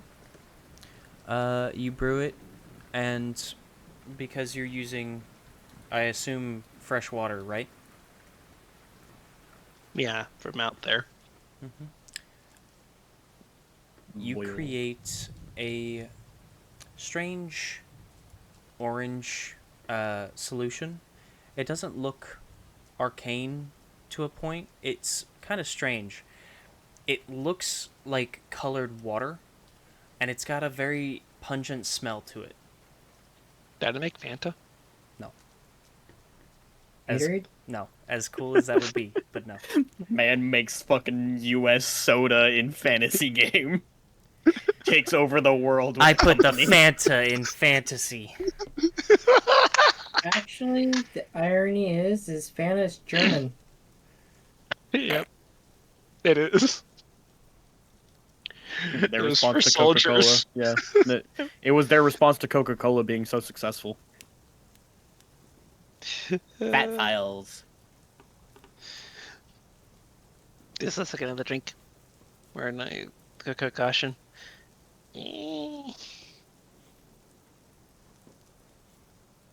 Only figured out a few ways to figure out what it does. Uncorks it, walks over, outside, pours a tiny bit. Roll a d4. 4. 4.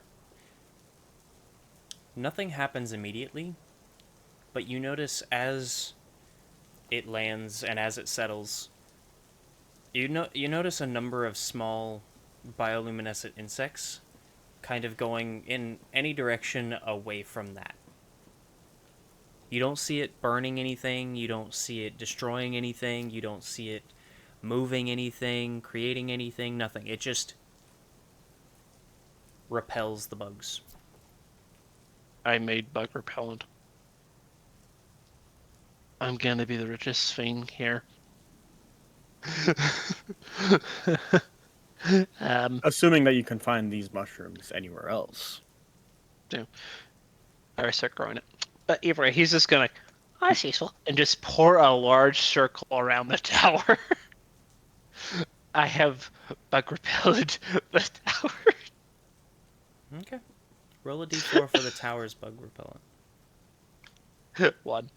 1. Okay. For the next hour, no bugs.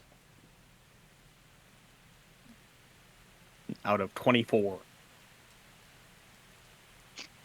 Eh. Awesome. Much like most bug repellents, it goes for 24 hours. 1 hour later, the fuck, Lars?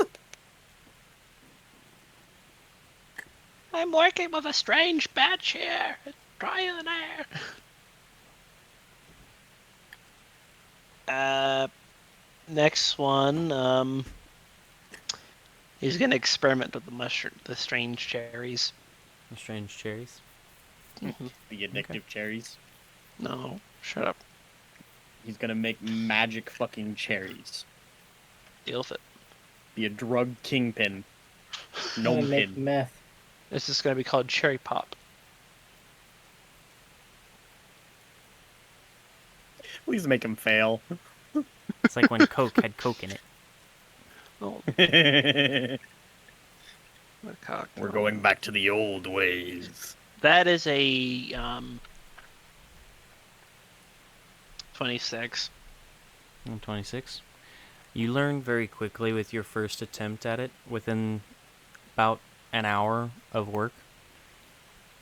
You don't seem to notice any change. It really is just flavored water. However, you come to the idea of almost making like a jam out of it. Possibly. I thought this motherfucker was gonna be like, you made Dr. Pepper. Congratulations. Spicy cherries. No. You crush it into a pulp, a very thick and jam-like pulp. This delicious smelling concoction. As you kind of look at it, and you notice that it starts changing from the deep red to almost like a purple color as you crush it. It's kind of a mix between red, like that deep cherry, black cherry red, to a almost purplish color, and it kind of swirls with that. And as you take a small pinky of it, you feel different. However, it's not enough to take effect. Okay. Walks over to Dara, watching him eat the disgusting ration. I made jam with the cherries. Would you like some? It's quite good. Like you, my rations aren't fucking disgusting. All But rations sure. are regular, as most of them are just dried foods. Fuck you, my rations are pompous. Fuck you, I've eaten MREs for all of my life. I like them. They are good, okay? They are really actually Pacific ones. There's some really, really bad ones. Jalapeno cheese with the blueberry cobbler and the orange drink. Oh yeah. Oh yeah. Their cheese sauce is on point too. Like, holy cow. So does Darrow want to try it? Does Lars say that he made it from the cherries at all, or does he just go, I just made jam? I said I made jam from the cherries. Sure, he takes his Stale fire bread. knife. No. He takes his fire knife and scoops out a little bit of the jam, slightly warming it as well, apparently, and spreads it on the fucking the ration bread Okay. and takes a bite. The dry bread is actually made a bit softer, and the taste is actually very nice. It's kind of a sweet but tangy, almost cherry,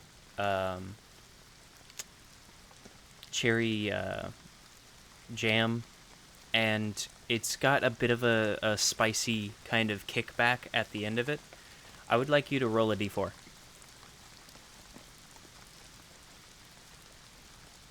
A D4. Mm-hmm. James, what the fuck did you give me? I don't know. There was no effect for when I took a small dab. I did a long Viagra. rest and fucking walked around this tower for 1 damage. For one, Yeah. so you feel like as you're eating it, and after you finish it, and after you feel this rather satisfying finish to it, you kind of sit there for a moment, and then you feel yourself. It feels like your mind is a little clearer. You feel your shoulders, the weight on them is lifted ever so slightly as your ability to think out the problem before you is a little clearer. You have a +2 to your wisdom score for the next hour. You're welcome. For 1 hour, I can think of a way the fuck out of here. Cool. For 1 hour, It's you gonna have a make- +2 to your wisdom. Yes. Puts all the jam into the fin container. He's just gonna be Oh, mixing. my wisdom going from 9 to 11. So Mhm. that means I get +1 to my wisdom now instead. Yes. 0. Still. Okay. Does Yeah. this happen when... Oh, yeah, no, it's plus plus Oh, one. no, 0, yeah. No, because it's by every 2, isn't it? He said he Mhm. said +2. It's a +2 to his wisdom, but he's going from Ah, a 9 sure. to an 11, so it's a +0 instead of a It would -1. have to be it would have to be it would be a 0, not a fucking... Okay. If anybody else has someone, Dr. Whiting it here.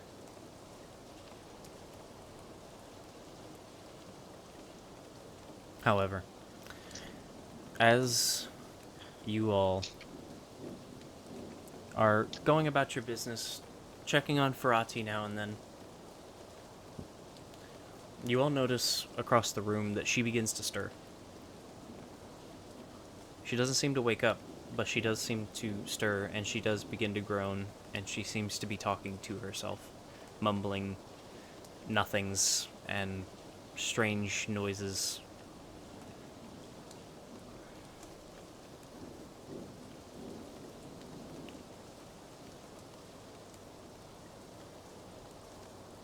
You're not entirely certain if she's okay at the moment, but you have this strange noise and these sounds coming from her as she stirs, until finally you hear almost pained groans come from her, and you notice she's crying in her sleep now as she's kind of moving back and forth. It's not sobbing or fast tears falling or anything. It's like a bad memory almost, or a nightmare. And in between the mumblings, you just hear the strange back and forth as she seems to roll ever so slightly to one side and then back to the other. And she finally seems to formulate something out of the sounds. And it's hard to hear at first until you all get closer and kind of look over her and make sure that, you know, she's all right, and she's still sweating profusely. It doesn't look like it's been slowing down.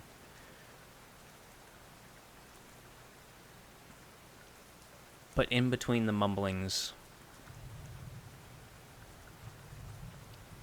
you hear her finally formulate something.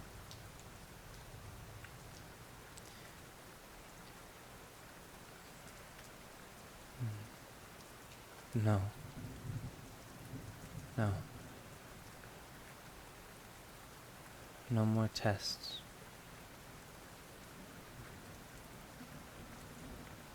No. And she keeps repeating no. Getting ever so slightly louder at some points. Quieter at others. Until finally she seems to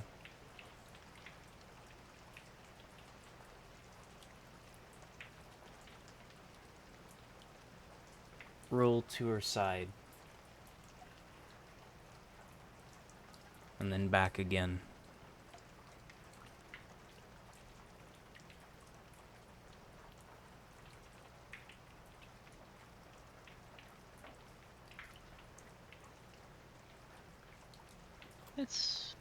It's concerning. Oh, Lars is also every once in a while just prestidigitation, just cleaning entirely of sweat and everything as well in the sheets. you all watch as her teeth sharpen and then seem to dull once again. You watch as the scales that she had shown you on her shoulders creep up her neck and then back.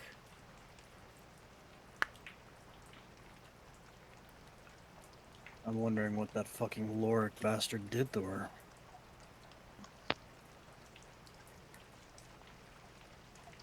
We'll never know. Alright. The man who gave us the job, Lars. I don't think he had anything to do with this.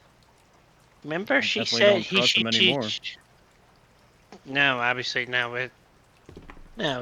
She remember she went to him for protection, saying that he was his doctor.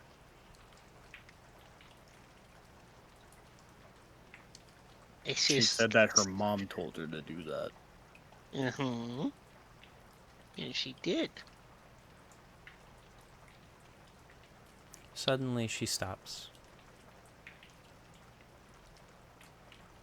She seems to be breathing normally now.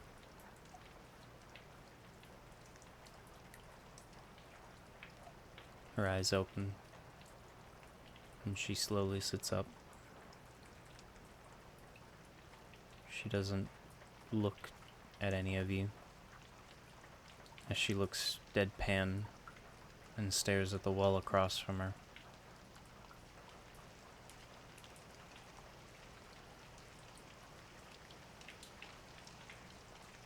And for a moment, she seems normal again.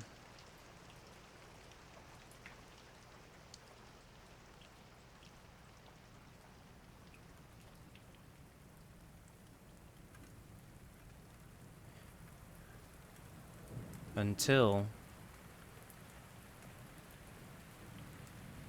she then glances at Thormir, Lars, then Darrow. How you feeling, kid?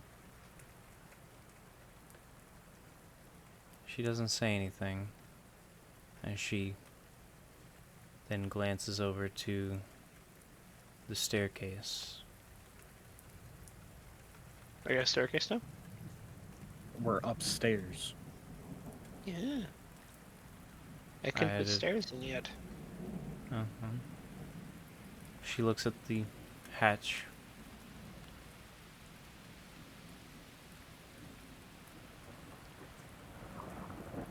Then around the room. You remember anything?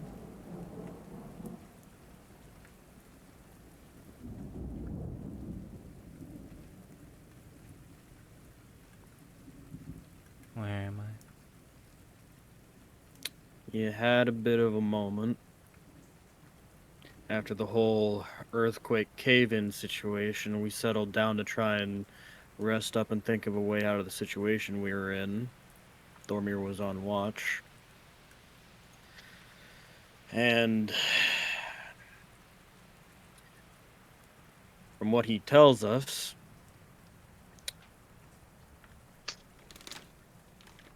you became not you and ate a fish, jumped in the water, and we hopped in to save you. This is where the river spat us out. Lars made us another tower of his, if you couldn't tell already. We fell down a giant waterfall. Thormir You just probably would've hands her liked a water skin. Don't worry, there's no ale. It's water. You probably would have liked the ride, but I don't even know if you could remember it.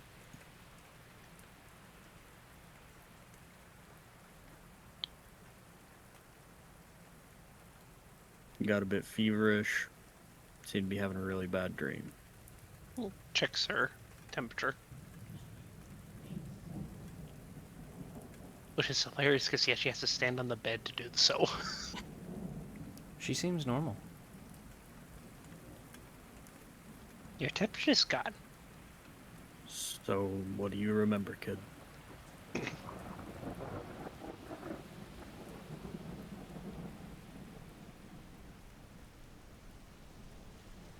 She then gets up and she slides herself out of bed.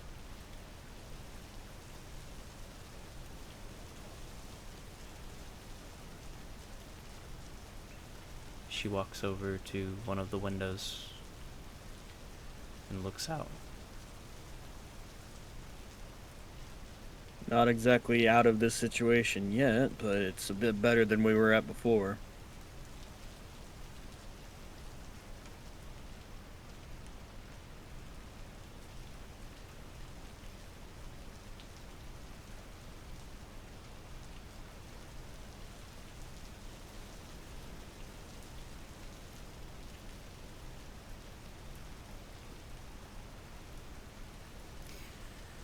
She then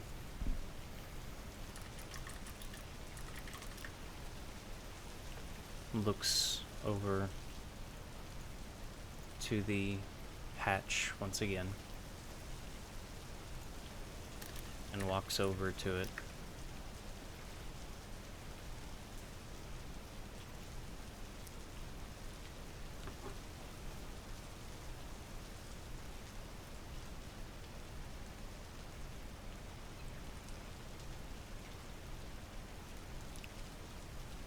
She opens it up and seemingly climbs downstairs without much issue.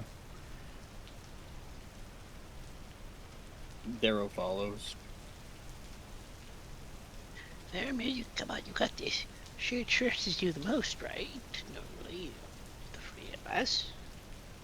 No, it's all known between all three of us. We all have our sides.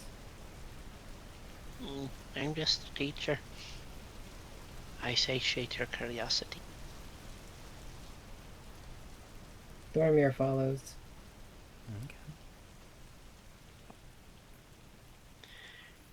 Ours is last. Uses the hat as a parachute. You all climb down, and you notice that she has already gotten to the door. And she's pulled the lock back.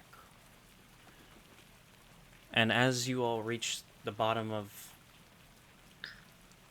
the ladder, Lars, how large is this room? How large is this bottom floor? Or how large is the tower, I guess? Fundamental, it is 20 feet tall. 20 feet tall.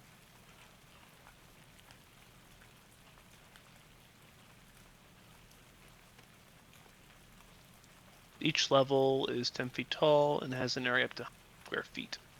Up to 100? Square feet. Nice.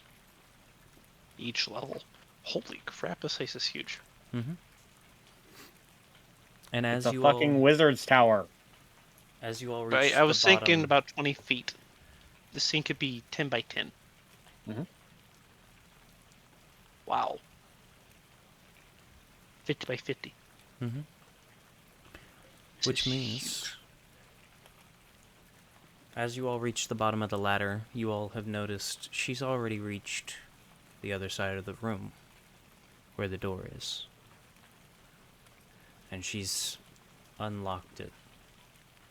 And as she sees you all get to the bottom of the ladder, with no expression on her face, and no look of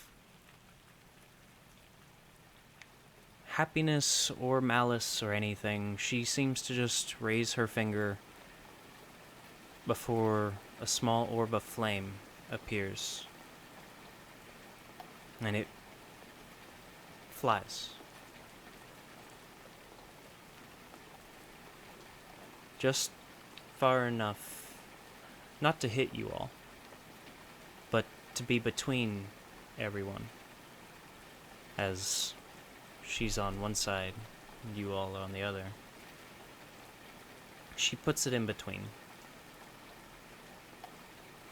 and you all suddenly watch as this small orb turns into an explosion that rattles the tower. A fireball.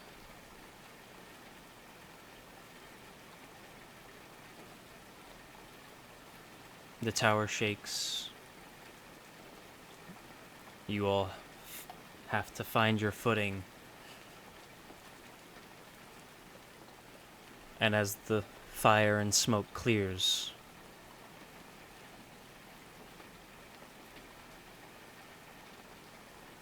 you watch through the doorway and into this strange subterranean ecosystem runs some kind of reptilian creature.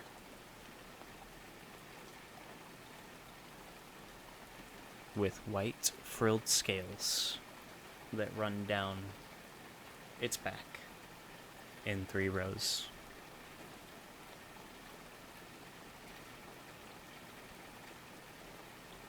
And that is where we will end episode 20.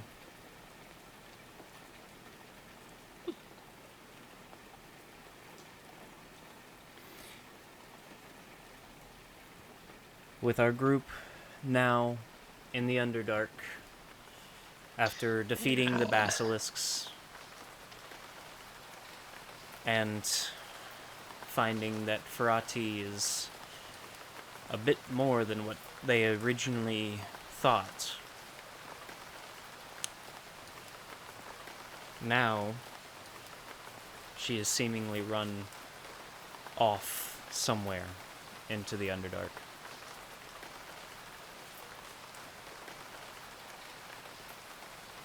And with that, we thank you all for joining us. We thank you all for coming along for tonight's story. We thank you all for getting lost with the Will-O-Wisps, though we are apologetic that it happened. We will be sure to keep the campfire roaring for you so that you have somewhere to sit next time here in the Will-O-Wisp Woods. Have a good day. Have a good night. Whatever it is, wherever you are. Have a good night. Can I cast Fireball? Fuck no.